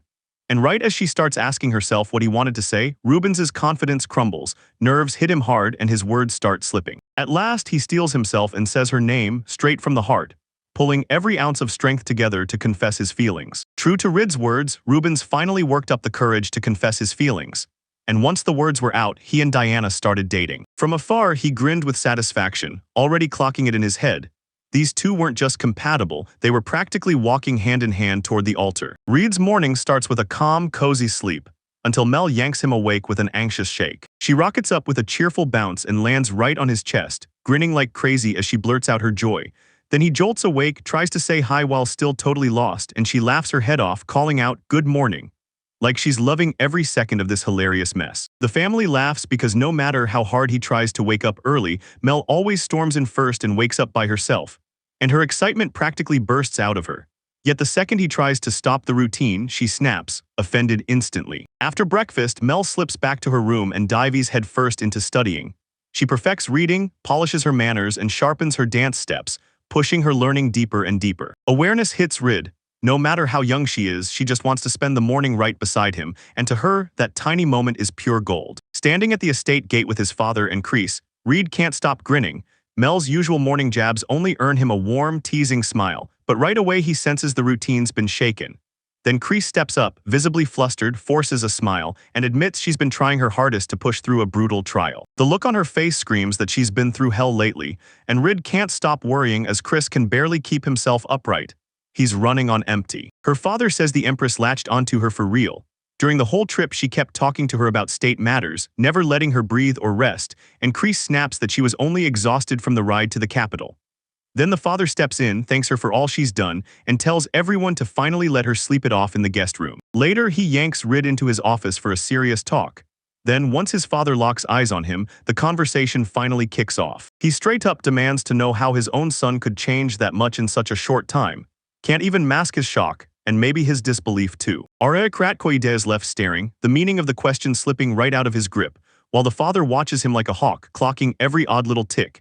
He admits he's tested his son again and again with nasty questions and pressure, but what truly knocks him back is Reincarnated calm. That kind of maturity just isn't something you see in kids. So the man leans in and asks straight up, how did Reincarnated pull off building something this complex, like a sacrifice meant for the imperial couple without any books or instructions? Yeah, it hits like a riddle. That hit Reed like a punch. There's no way he can fool his father for long, so he forces himself into a straight-up talk. With his father grilling him non-stop, Reed realizes he has to choose every single word like it could explode. And then a sudden memory slams into his mind. The moment he fainted in the garden, he came back in time to his past life. Those old memories didn't just fade, they fused with Reed's life, forging a brand new identity that's half who he used to be and half who he is right now. Where the past still clings to him, but his heart burns with the feelings and memories he's carrying in the present. The brother finally admits he's still haunted by the guilt of how cold he was to his little sister and the maids, even before his memories returned. But now that the truth is back, he genuinely respects them and fights to become someone stronger. With a sharp kind of clarity, he realizes the changes didn't just twist his thoughts, they rattled his heart too. With one honest push to become better, he let his real intentions shine wide open. With his mind racing, the light-haired boy creeps toward the giant doors in the castle's silent wing, praying the Kreese he's hunting might be inside. And when he finds the nerve to knock, he whispers, "Kreese, are you there?" Then he doesn't wait for an answer, turns the latch and slips inside with cautious, easy steps. Eyes locked on every shadow, he creeps deeper into the room, scanning everything like it might strike back. Then a real flash of curiosity lights his face as he calls Kreese for the second time, his steps so light they barely make a sound, like he's trying to disappear into the silence. The moment he stepped across the threshold, he spotted Kreese slumped in a deep, peaceful sleep.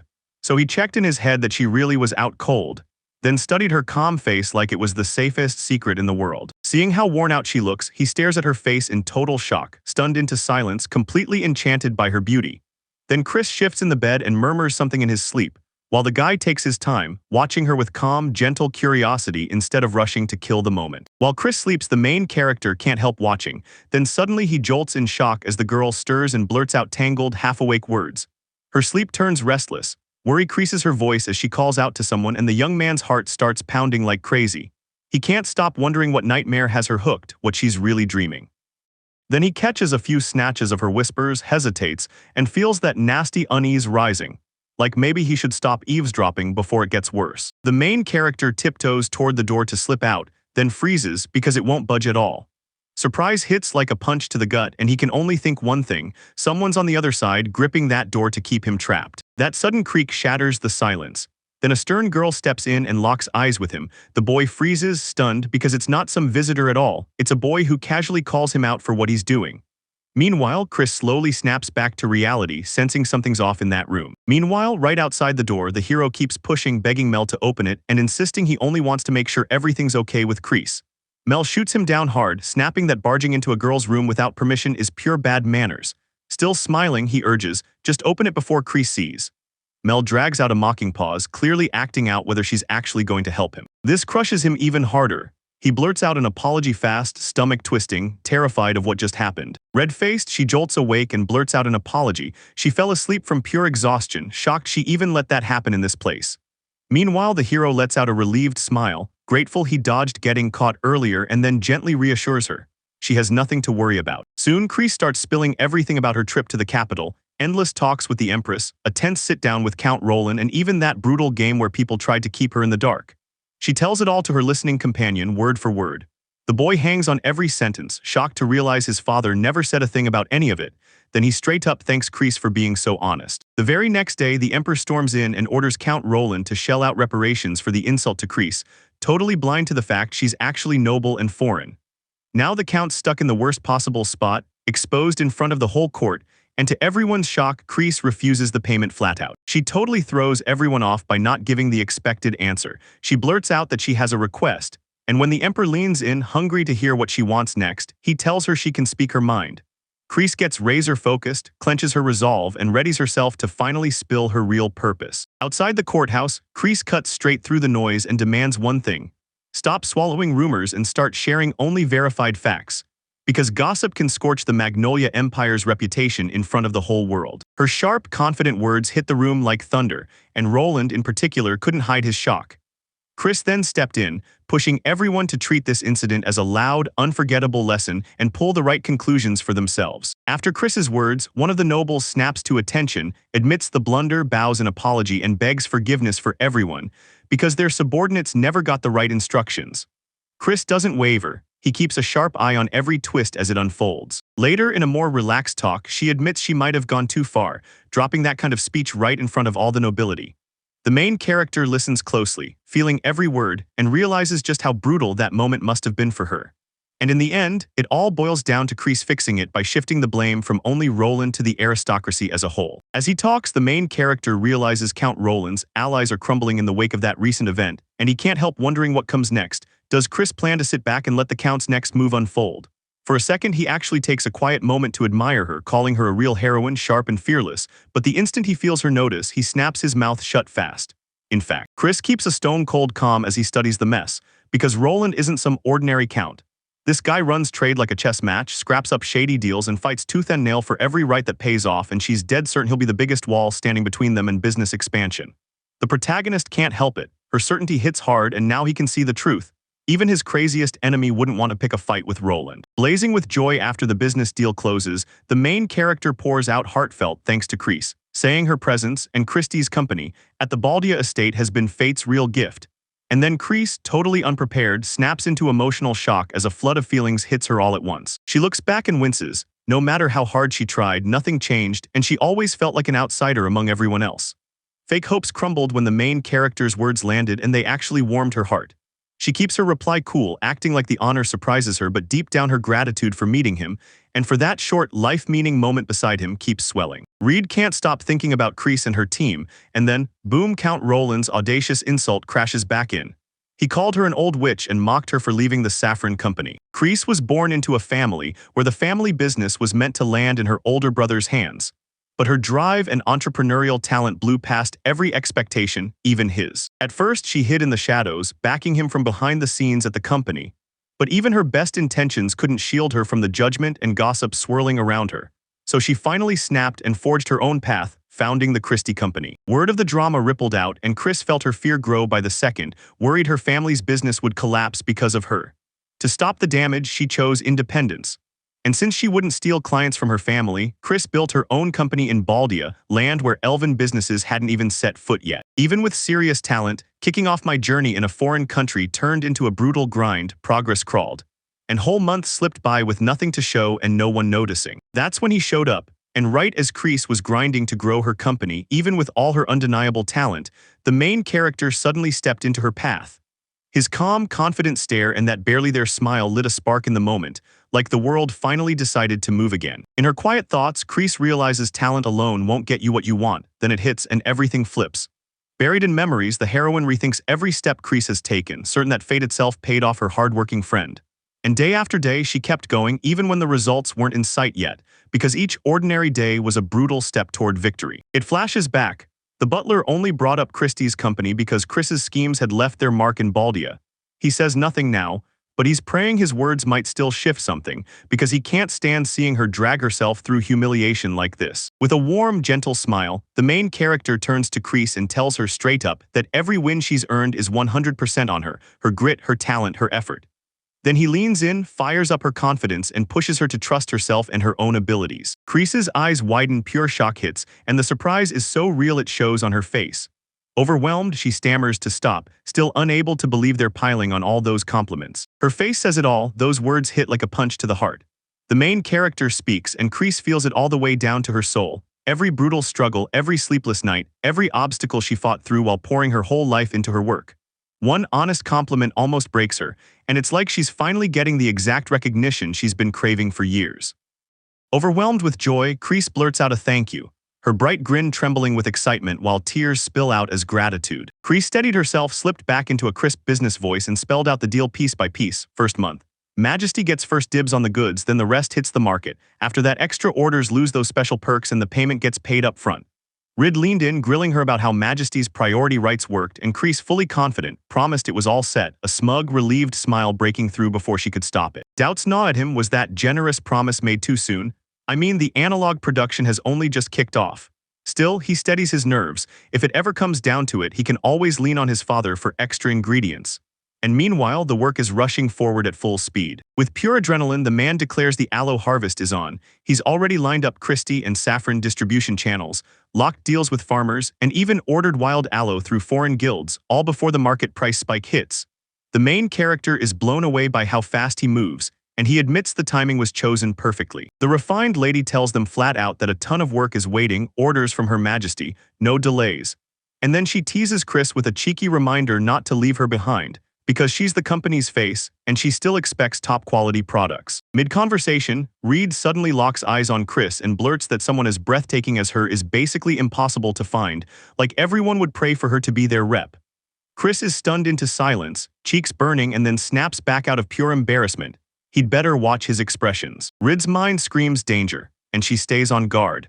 But she also swears, dead serious, that she's unbelievably beautiful, and that this makeup only amplifies her charm because there's no way anyone won't be completely captivated by her. Mortified by the sweet praise, Chris squirms and tries to dodge the talk, cheeks burning like a beet.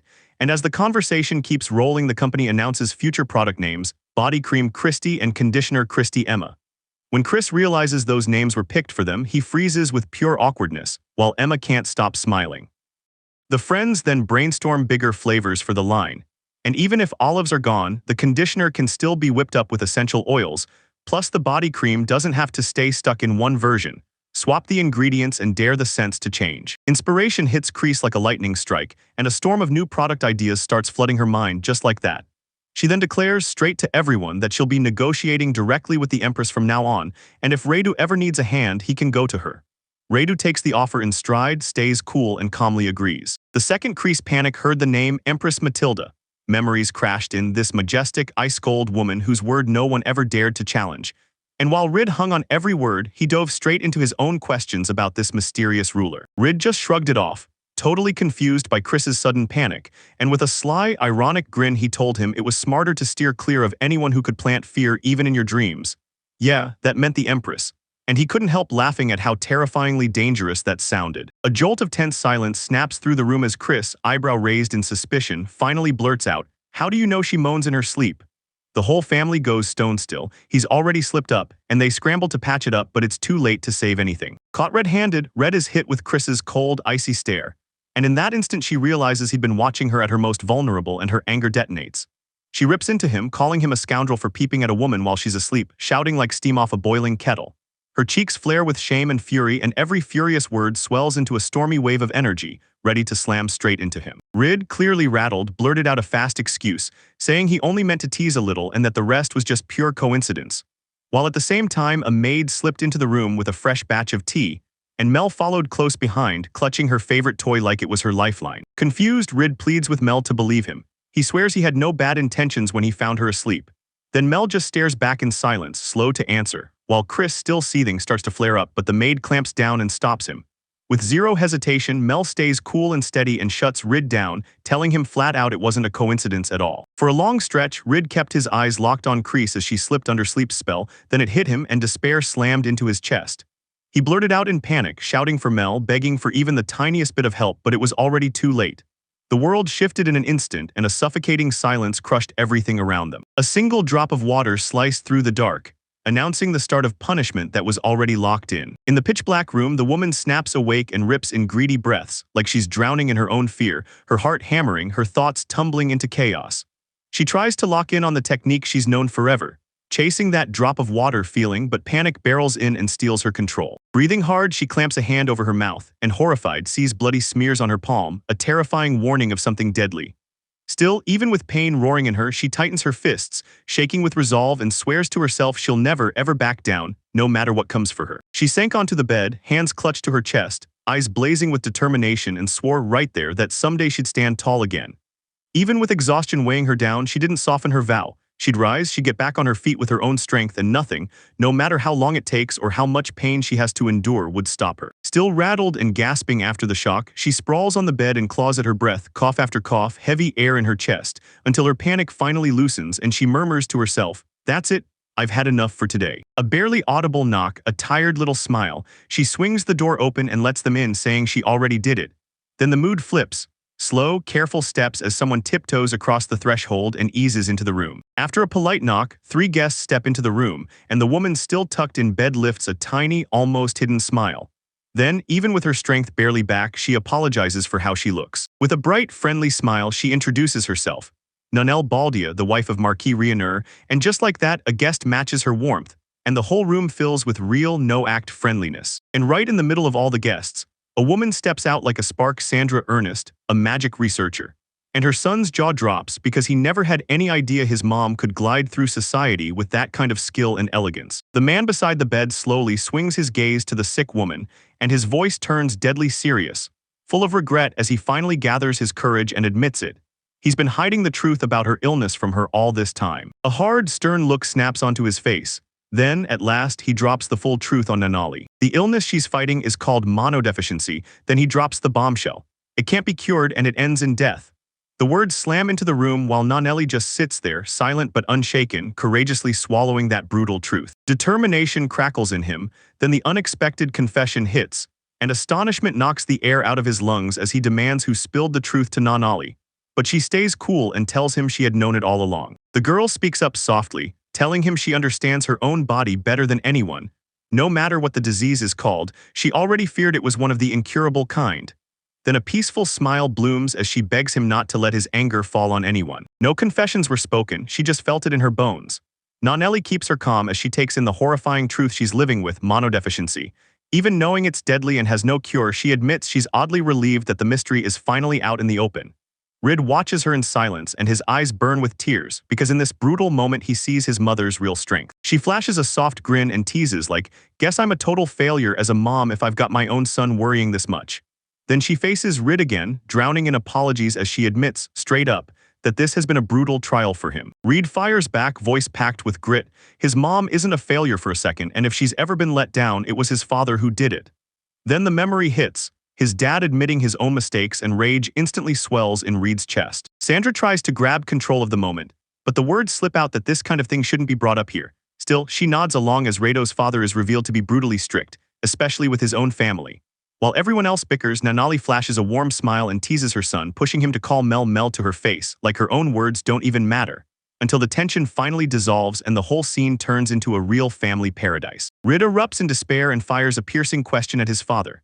Did you ever stop to think how lonely and powerless her mother must have felt all these years?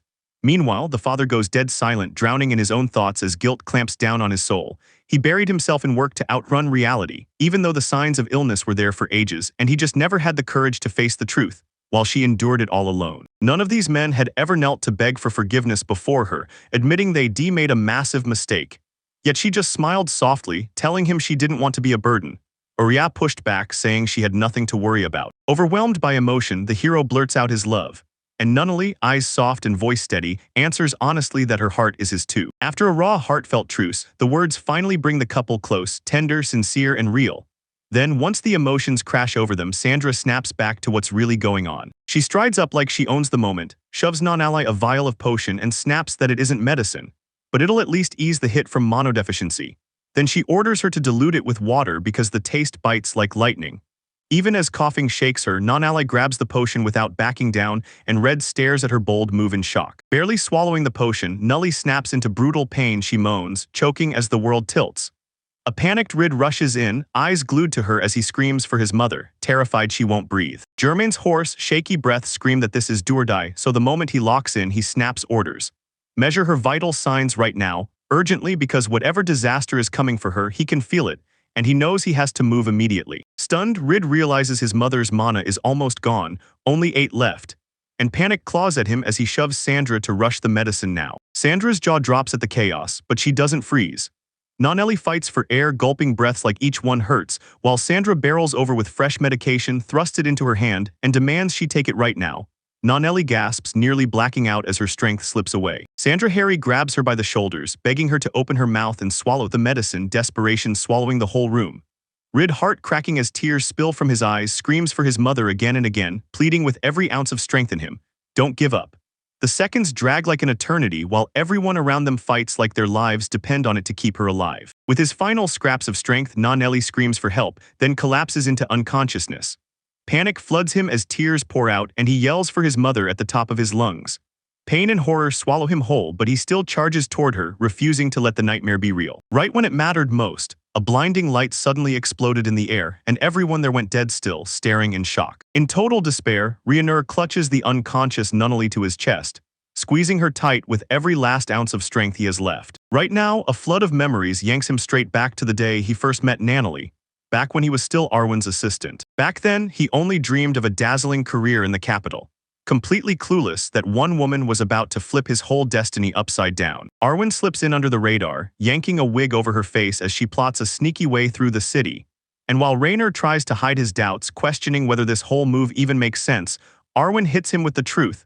She's got 2 critical reasons. He heads out to check on the city and snag a gift for his wife, but Rainer reels in surprise at the last explanation, while Arwen stays cool, saying he has a big, real reason for it. Arwen says she won't hand the gift choice off to someone else, because picking it herself makes the gesture mean more than words.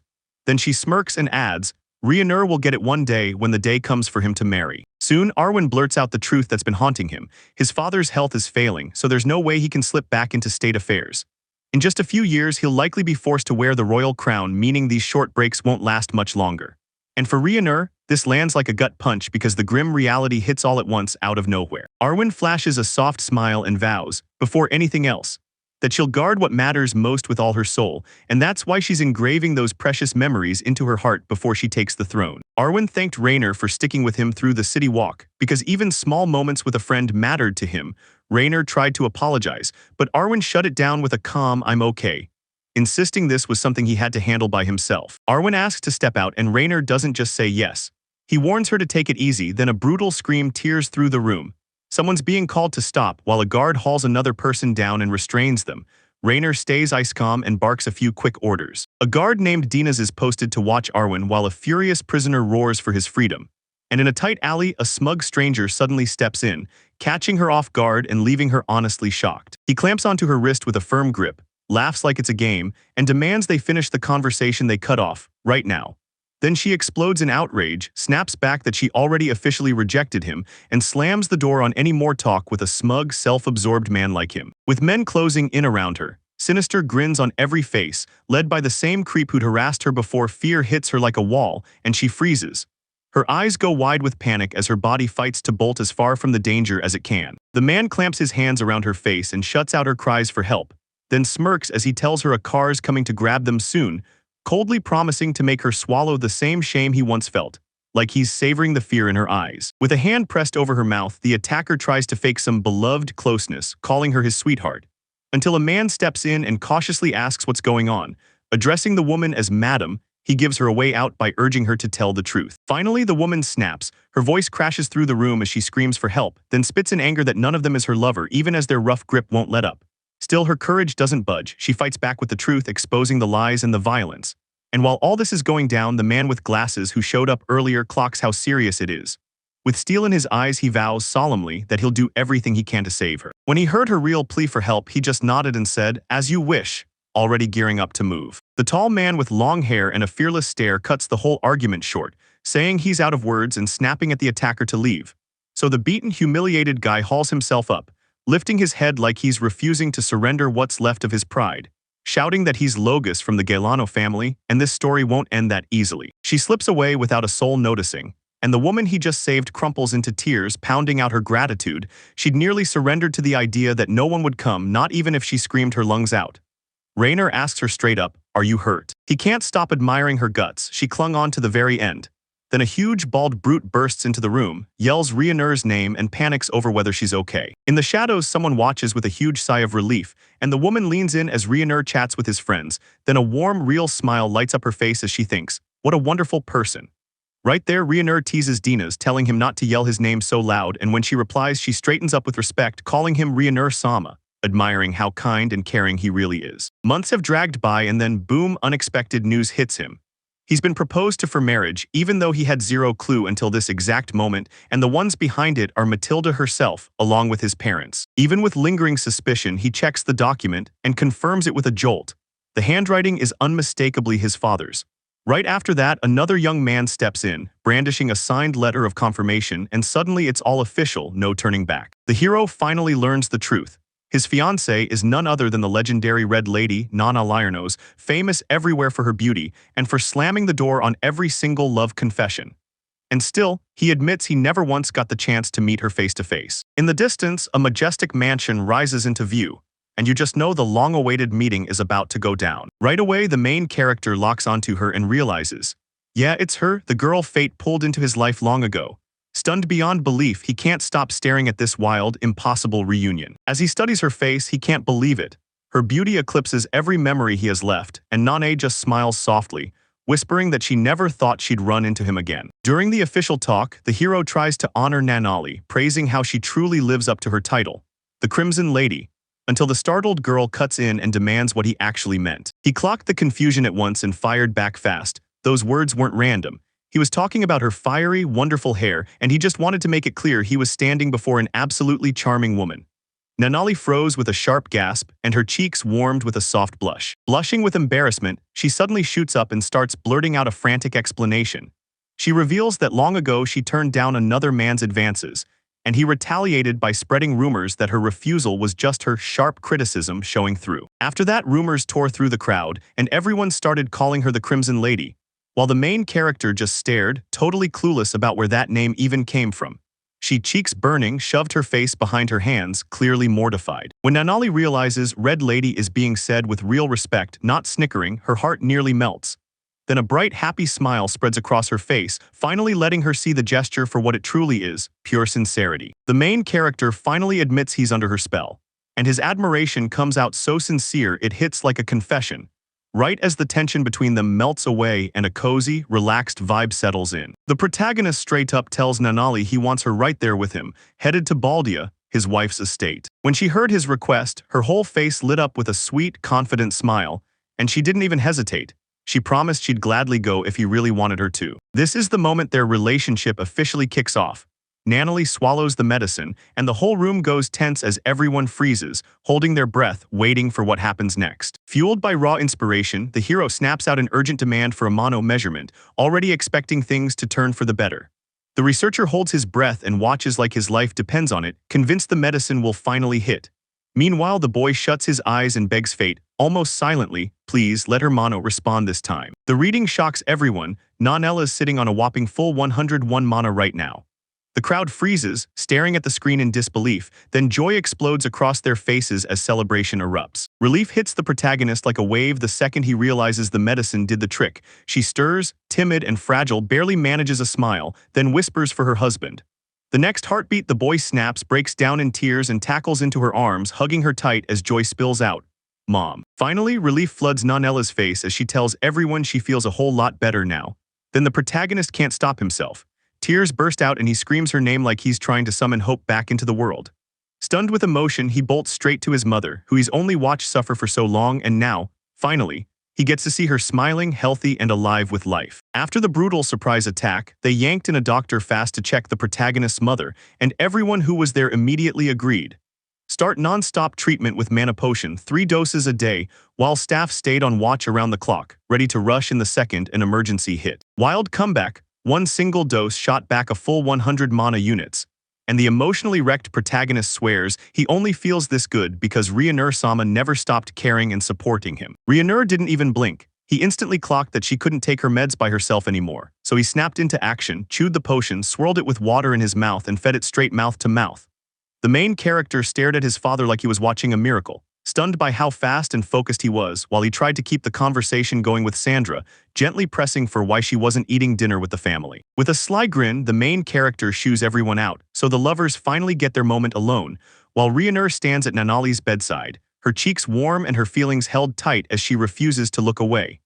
In the background, Sandra slips out with the hero, quietly closing the space between them. That night inside the palace, the advisors huddled and argued over a letter that carried a marriage proposal. Doubt sparks over whether we should accept that letter without a word. It reeks of disrespect. Yet the Empire still plays it straight by dispatching a representative with the same high rank. And one advisor can't shake the feeling that Amarkve's son showing up right now isn't random at all. It's aimed, timed, and deliberate. That meeting with someone nearly the princess's age. Yeah, it's not a coincidence at all. These things always come wrapped in a cold political scheme. The king nods and green lights the Marquis's visit, making it crystal clear. The kingdom was the one who begged for a bride in the first place, so once they've picked a candidate, nobody gets to say no. He figures that if anything goes wrong with the tent, the whole situation could flip overnight. While one of the advisors just watches from the shadows, his stare brimming with suspicion and worry. Even though the king gives the green light for the visit, doubt gnaws at everyone's minds. Can the Marquis's son really measure up to the princess? And in the crowd, a shadow with a cold, piercing stare is already plotting, quietly stitching together deadly intrigue. A sly grin flashes, turns out he's part of the plot, and he's already ready to move on his own terms, either testing the kid's plan or straight up shutting it down. A golden-haired young hero strolls beside a classy older woman, and she teases him right away, mocking his last line about leaving lovers alone as she laughs. But then she studies him, really stares, and her smile fades. The boy looks young on the surface, yet something inside screams that only his body stayed that way. Her words smash the hero's nerves. He blurts a shaky laugh and scrambles to deny it. Right then, the woman snaps the conversation to a whole new track. She pitches an all-new kind of magic and dares to build it together. In that instant, her mood turns razor serious, and as she cradles a mysterious object in her hands, her face tells you one thing loud and clear. Whatever comes next is going to hit hard. The shocked boy just freezes, eyes wide with pure wonder, while our main character ushers the woman right up to those mysterious doors. With a warm, sincere grin, he beckons her in, and when the magical key slips into the lock, it turns like it's meant to, unlocking a whole unexplored world. He confesses what he's chasing with her memory magic, a spell that forges a connection to the past, and she trails after him, hooked, as the glow from the other side lights their way. Down the bright corridor, he remembers a theory he once heard in a previous life. The brain never truly forgets. So yeah, there's nothing to fear. With every memory trapped deep in his subconscious, he stares at the truth of his reincarnation, and then it hits him. The past life memories somehow survived. He starts wondering if the brain isn't just tied to the body but to the soul too. His mind races straight to magic, picturing a spell that can reach down and grab those soul-stored memories. With eyes locked in, he says his theory out loud and asks, right to the point, whether charms like that even exist. The woman snaps into memories of an ancient theory from their world, the divine path of life magic. Because that's exactly what the main character just described, and the boy, hooked on it, immediately starts peppering her with questions for every last detail. She shares a little-known philosophy, stitched together from the heart of ancient teachings, and only the chosen few are ever allowed to see that path laid out before them. A sharp clarity snaps him out of his own head.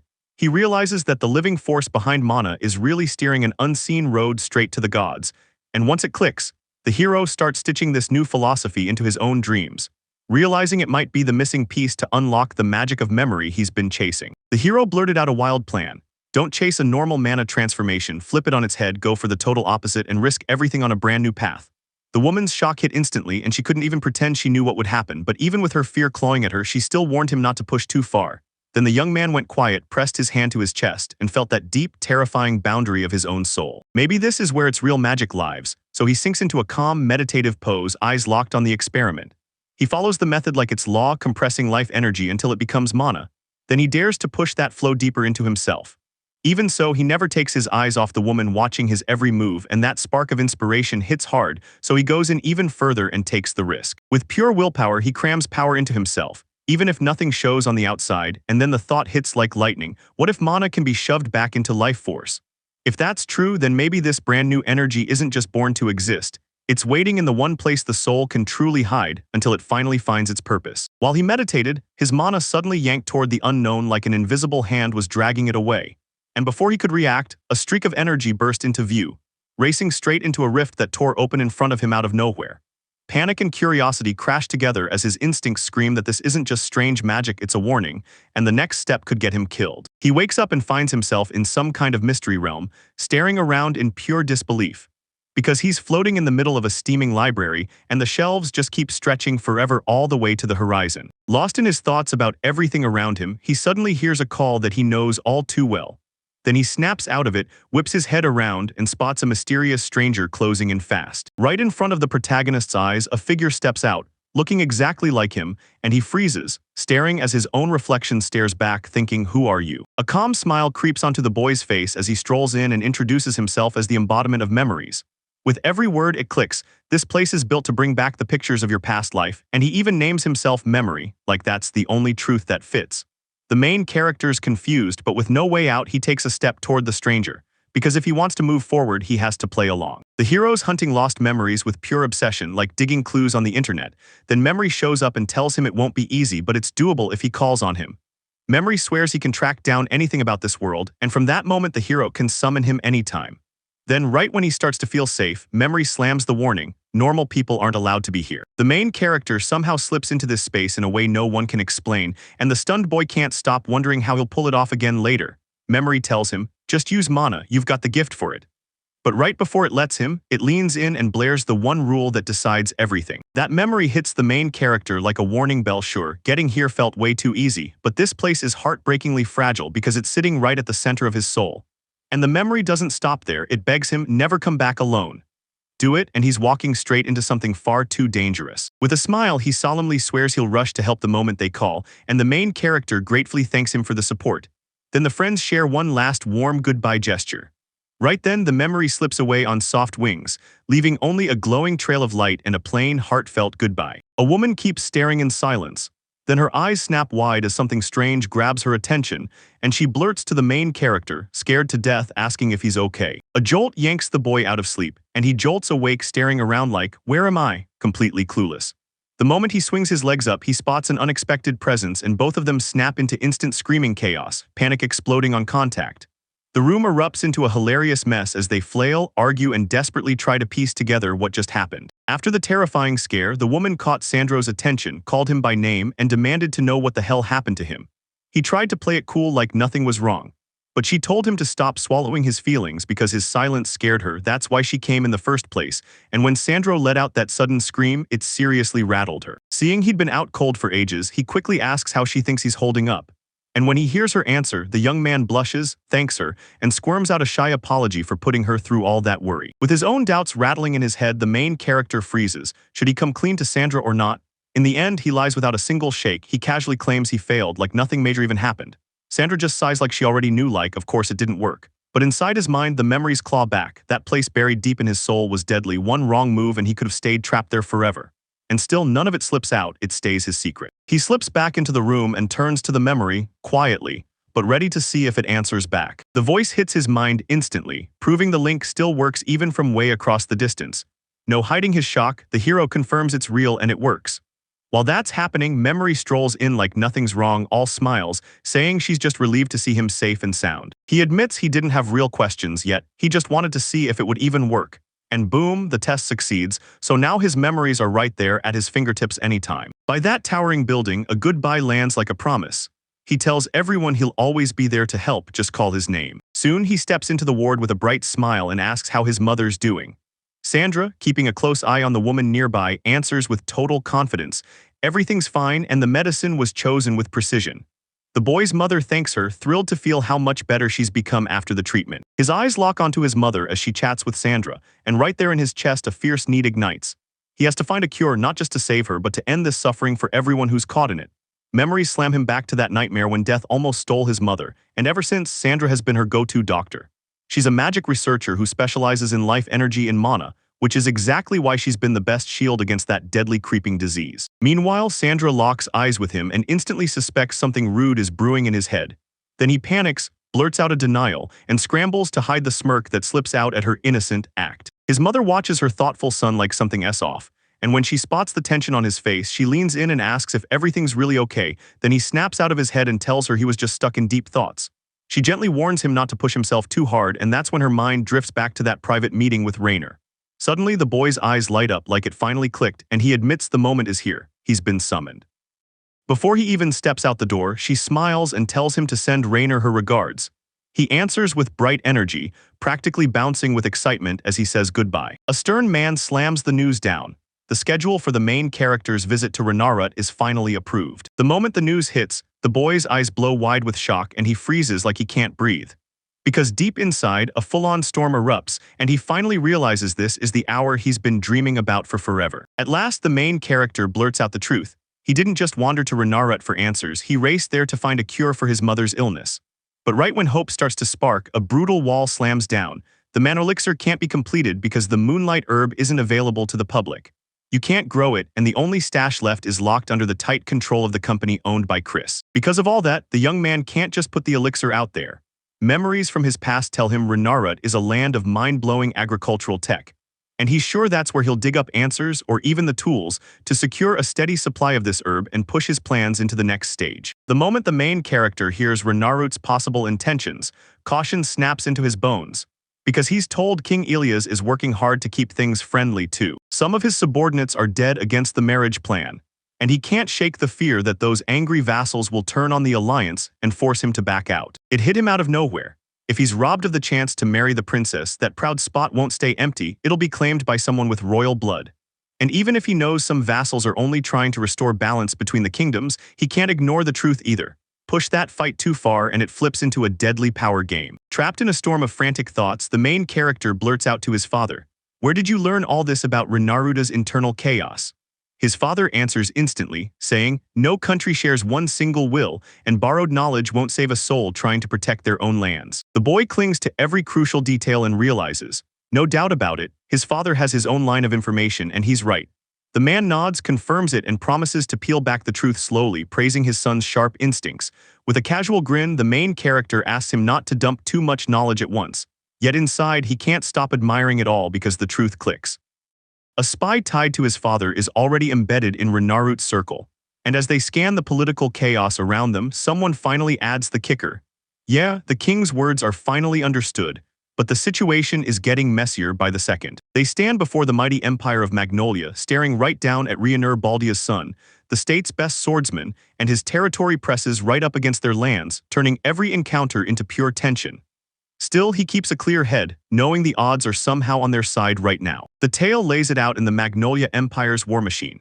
Marquis Reincarnated Baldia holds the sword, and Marquis Kelvin Grade stands guard as the shield. But even knowing how crucial those roles are, the man still hesitates, like he can already feel the danger breathing down his neck. Proud as a banner in the hall, Norris Tamaska declares, loud and unshakable. His people don't need any alliance but one marriage into the imperial family, and the whole room rallies around him, swearing their support with every breath. But there just aren't enough people who see things the same way, until one sharp-eyed attendee suddenly clicks. Norris isn't here for romance at all.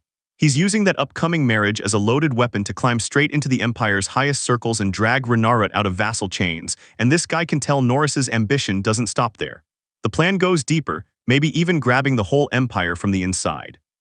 Alone with his thoughts, he replays what he's always known about Norris, that proud dark elf who's still seething over how Reincarnated has never been treated as an equal. Now it hits him. Norris is ready to flip the entire power game, even if it means gambling everything and risking a whole country. Determination blazing, the racist storms into the office and cuts the father off mid-sentence, then wastes zero time. He blurts out his suspicion that the father plans to hand their younger sister, Farah, over as a hostage to the Empire. And the father just stares in disbelief, thinking, where in the world did that wild nonsense even come from? But Razes plants his feet and refuses to back down, making it crystal clear he heard Norris, and he's not ignoring a word of it. Sure, Farah is only 6 and no country would ever let that happen, but Razes just won't care.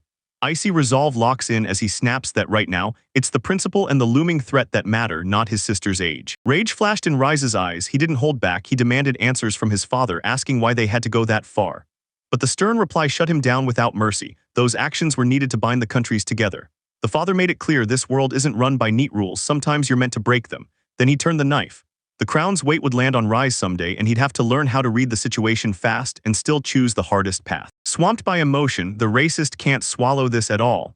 No matter the political logic, he blurts out that he refuses to back the decision. The father keeps his eyes locked on Razes as he strides away, gutting himself with the truth. No matter how great the prince seems, he's still too young, too easy to get swept up by feelings, especially after that last emotional blow-up that screamed inexperience. Irritation flickers across Roz's face as a fight rages inside him, but he clenches his teeth and obeys, heading to his room to calm down. Right before he leaves, he mutters a quiet apology for his outburst. His face was grim, eyes glued to the floor.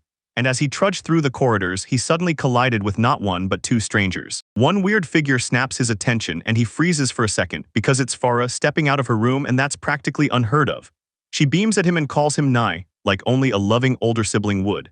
Then she tells him she's headed to their mom's room. She's been summoned, and with curiosity dancing in her eyes, she asks what he's doing here. Rise forces a grin, trying to brush it off like he was just talking to his dad, but his father snaps back, scolds him, and barks for him to get a grip.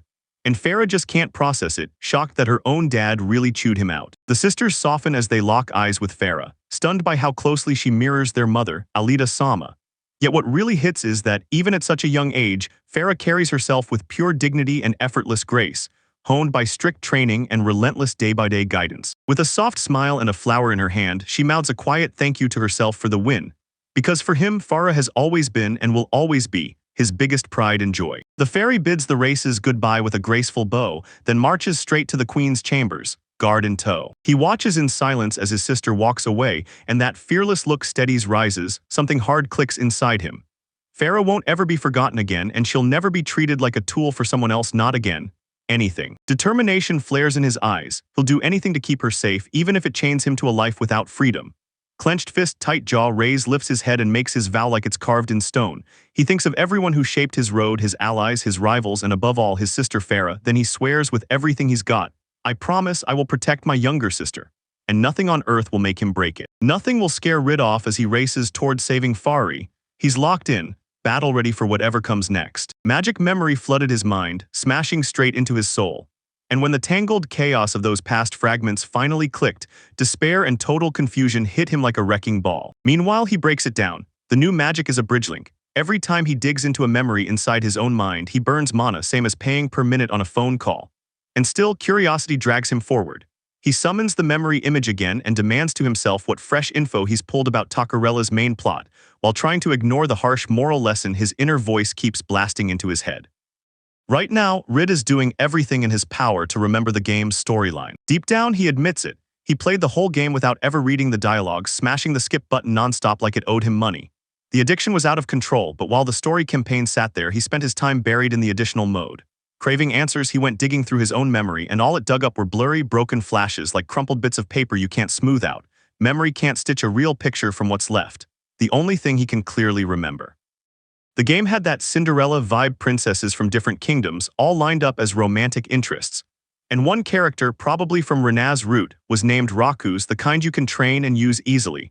But because he skipped almost everything, his mind's basically a blank page now. The main character keeps pushing deeper into memory magic, hunting for the exact memories he can reach, and the answer hits like a hammer, no doubt at all. Only the past life memories the hero actually locked onto with full focus can come back. Like internet videos, school textbooks, or anything he studied on purpose and with real attention. While the fuzzy scraps of life, like random talks with strangers, ignored ads, or coworkers' complaints, won't stick in his mind and either won't return at all or crawl back in blurry and painfully slow. Even after everything, he won't quit. He digs into memory and begs it to set it all right. With a reluctant nod, memory steps in, working like someone rebuilding a torn document from shredded paper. Nearly impossible, yeah, but there's still a real shot at success. During the brutal training, Reed scrambles to match the coach's lightning-quick moves, but exhaustion hits like a truck.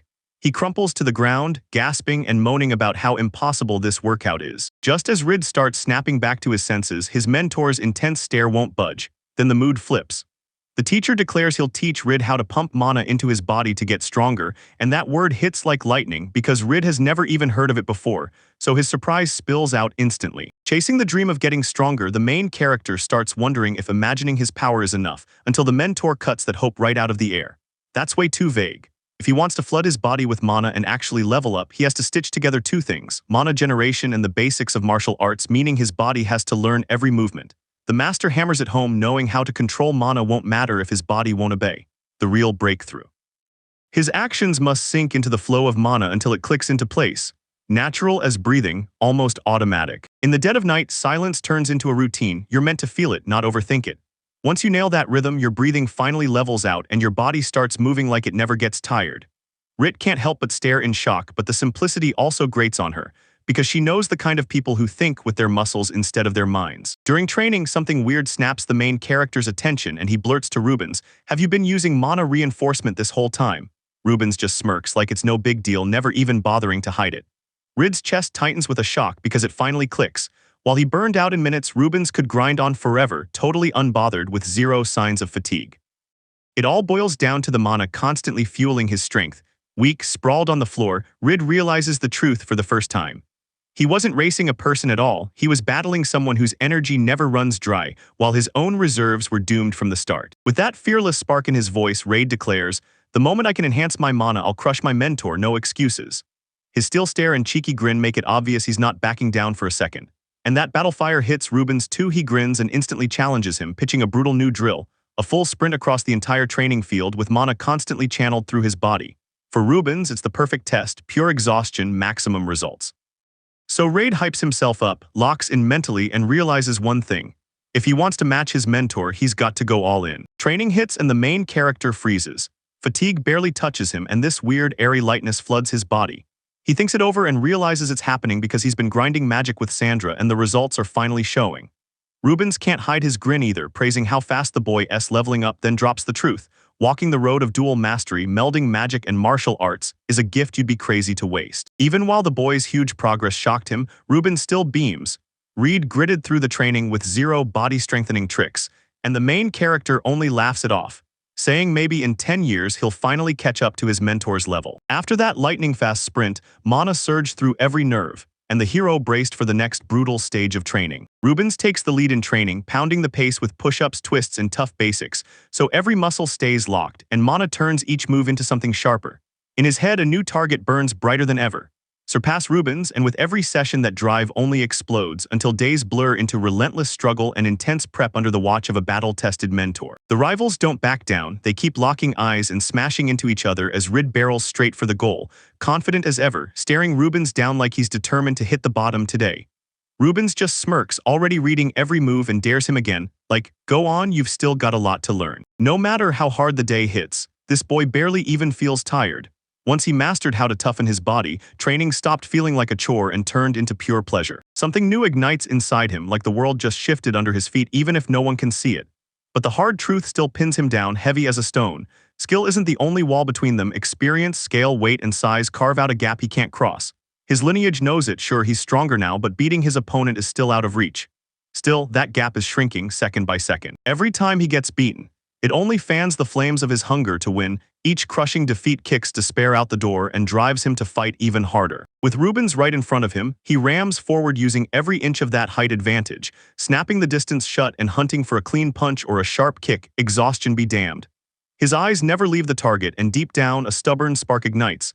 There's still strength left in his body, and he's not done yet. During training, the hero gets crushed again by Rubens, who traps him with effortless ease and snarls that the fight is already over because the opponent is unarmed. Yet the kid still won't accept defeat until the very end. That boy's stubborn drive is straight up mesmerizing. He won't quit even without a sword, just keeps his energy up and begs for one more round.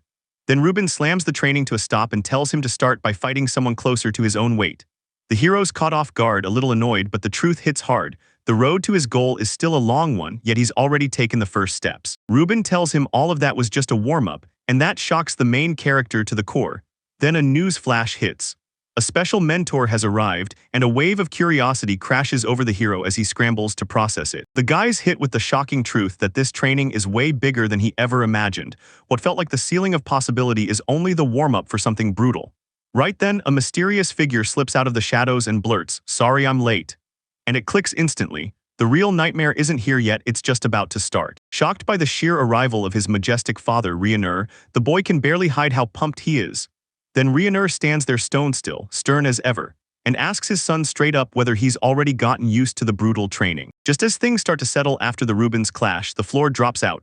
His father shows up out of nowhere, and the next opponent is the one person he never thought he'd face. The boy freezes, stunned by the news, but fear doesn't win for long. A fierce urge sparks in him to find out the power his father really has and how far he's grown himself. Reincarnated then pushes him hard, shouting for the full duel with zero hesitation, even using mana-powered body enhancement to go all out. For one split second, the boy wavers in doubt, then snaps into action. He clenches the sword tight, flashes a confident grin, and stands ready to take on that duel head-on. Fueled by pure determination, the boy bursts forward at his father, hammering his body into strength, each move snapping into lightning speed, his power refusing to bend. That kid's brutal barrage basically screams confidence. He hits with raw passion, and Reincarnated can't look away as he watches his son deflect every strike, eyes locked on him. The veteran in him admits under his breath that at this age most people can't even wrap their minds around combat or tame mana like that. And still, right deep down, a sharp little dread slips in because this boy might already be dangerous on the battlefield. Even with fatigue grinding him down and bruises screaming pain, the boy refuses to quit. He gasps, pushes himself upright, and snaps, "This isn't over yet." Smills watches from the side, his pride quietly blazing as his son's stubborn spirit won't break. This time the father takes the lead. He snaps into a combat stance in a heartbeat and growls, "It's my turn." The boy locks in hard, eyes narrowing, and braces himself to meet the challenge head-on. Even with that massive strength gap, the exhausted kid gasps through it all and refuses to quit, forcing out the very last ounce of energy he has left. That brutal hit slams the boy straight to the floor. Then he scrambles up onto his knees, shaking with exhaustion, barely keeping his footing. Still, his father nods and praises him like he's earned it, announcing he's passed the test with a wooden sword. The kid's stunned at how hard that duel hit, and it finally clicks. Fighting Rubens and battling his own father aren't even close to the same, and the gap is way bigger than he ever imagined. After finishing the wooden sword trial, the boy's world flips. His father tosses out a brand new challenge and demands he push even further, with grit that won't bend and willpower that won't break. At first, the boy's baffled, but it clicks fast. This isn't about raw muscle at all. It's about staying steady, keeping your cool, and marching forward even when life hits back. The man insists that this calm you're carrying right now is what wins real fights, because staying steady decides if you live or get taken out. Then he tells the boy to start by knowing his own limits, and out in the air, you can already feel the next challenge coming. The father leans in and scrutinizes the real sword like it's something sacred, tapping and checking every detail, and that sudden obsession rattles the boy to his core. With worry dripping from his voice, he blurts out what the weapon is for, and the father doesn't give a straight answer. Instead of giving a straight answer, the man smirks like he's daring the boy to prove he really deserves this lesson. Then his smile drops, seriousness slamming into his face as he demands a brutal test.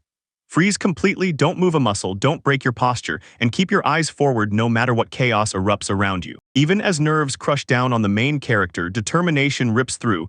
He accepts the challenge with zero hesitation. While that happens, the father gets locked in, drops into a fighting stance, and snaps that he's ready to start the duel. A weird, brand new tension snaps into the air, silent, invisible, and crushing, pinning the boy down like it is weight. The father's presence slams into him with a power the hero has never touched before. And even standing still, he knows one terrifying truth. What's coming at him is stronger than anything he ever dared to imagine. As the main character's father draws a steel sword, a crushing aura explodes off him, the air bends and distorts, and the atmosphere feels like it's getting squeezed tight. You can practically feel the real combat power in every breath. At that exact moment, the boy got hit with a brutal rush of terrifying power. Like death was in the air, not just strength on display, but a real murderous intent hanging around them. The boy goes rigid when he realizes his father's true murderous hunger, and then his body betrays him. He crumples to his knees, gasping, barely holding back the shaking. Even knowing his father never meant to hurt him didn't soften the blow, because what he felt was real steel and a cold, killing intent, the kind he'd never experienced before, and it hit him so hard there was no way to shake it off. Even after everything, the father still gives him credit, because this boy has shown a kind of grit and dignity that's way beyond his years. A kid with real regret finally confesses his mistake, and his father, steady as ever, just shrugs and says, "Everyone starts out like this." An unforgettable moment of growing up hits when a father sits his son down and hands him the real backbone of mastery. The boy hangs on every word, realizing the next lesson isn't grades, it's learning courage, endurance, and how to stay strong when fear shows up. His dad makes it clear, don't run from fear, don't bury it, accept it, and learn to live with it. Because in the real battlefield, it's that grit that decides who survives. A fierce determination flared in the boy's eyes, and that fresh spark left zero room for doubt.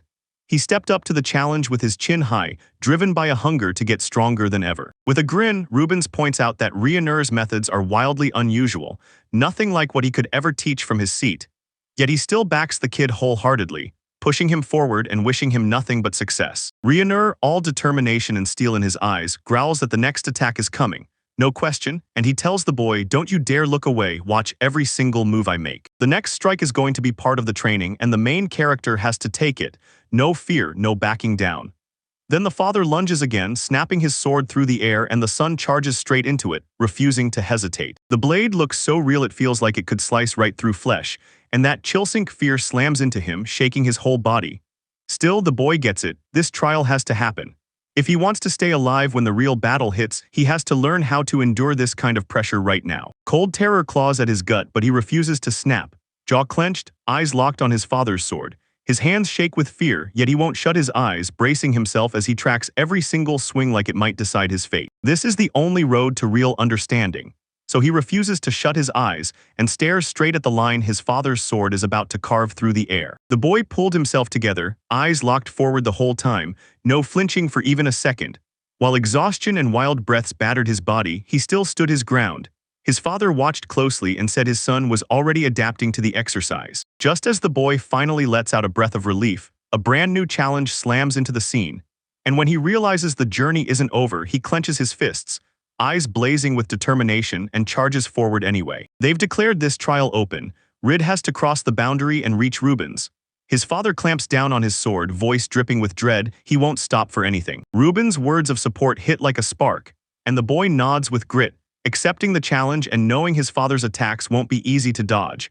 But courage surges anyway as he steels himself to test his strength. The boy launches forward with zero hesitation, and the father snaps into action instantly, so fast it's unreal. With a sudden snap of motion, he blocks the path and makes the guy scramble to dodge on the spot.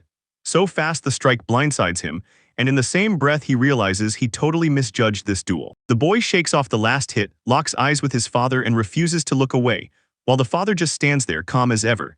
Even with exhaustion clawing at him, a spark of hope flares up because this round might finally break their way.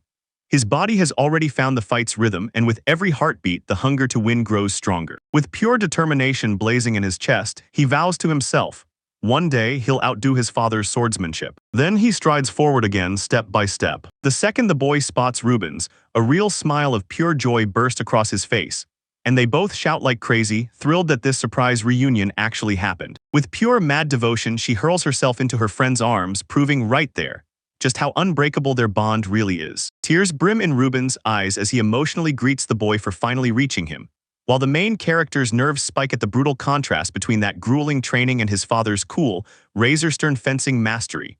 Rainer watches it all, grins with pride, and declares the session over, promising he'll jump into training even more from here on out. Rainer coldly declares that every training session from here on out will be brutally intense, and the guys are left staring in shock. Rubens keeps his eyes on everything with a small, knowing grin, clocking how Rainer has always tried to prove, day after day, that he's proud to train with his son. When the boy finally realizes it, he's genuinely stunned because it hits him for the first time. Even a strict dad is still caring, he just shows it differently. Little Mel barrels up to her older brother and calls out with pure excitement, and he whips around in shock, totally caught off guard by her rush. Then one of the women immediately demands to know what just happened. Mel steps right up with zero hesitation, cheeks puffed in a pout as she shoots him an insulting grimace. His gaze screamed pure anxiety. Whatever was happening, it was shaking him to the core. Mel rockets forward, slams his father's hands, and screams that he's been bullying his brother. And the hateful roar explodes so hard everyone nearby freezes in shock. The maid blurts out an apology, saying Melody demanded to see her brother even while they were practicing, then begs her to just hear what Rubens says about that poor kid with scratches all over. But Melody clenches her jaw, pouts through trembling tears, and repeats over and over that she hates him. With a grin blazing on her face, Mel yanks her brother forward and blurts out that the training session is finally over. Just minutes ago she was seething, and now she can't disguise how pumped she is. Rid flashes a tender smile, but deep down he knows Mel's still furious with their father. Still, he can't miss how fiercely caring she is, even if she doesn't see the full picture. That thought drags him straight back to their strict upbringing, where every harsh rule hid one thing: their father's worry for his son, his desperate need to help. Still, Mel won't budge. She squares up and says it with total confidence. She hates her father and she means it. A few days slid by, and Reed's father's bitterness only grew as he regretted every second he spent buying Melody's hate. Until, to his total shock, out of nowhere she bursts in through the doorway, steps into the room, and apologizes for the past words where she swore she hated him. Mel's father can't stop the tears anymore. Her sincerity hits him like a punch to the heart, and everyone around them calls it out as a real, unstoppable feat.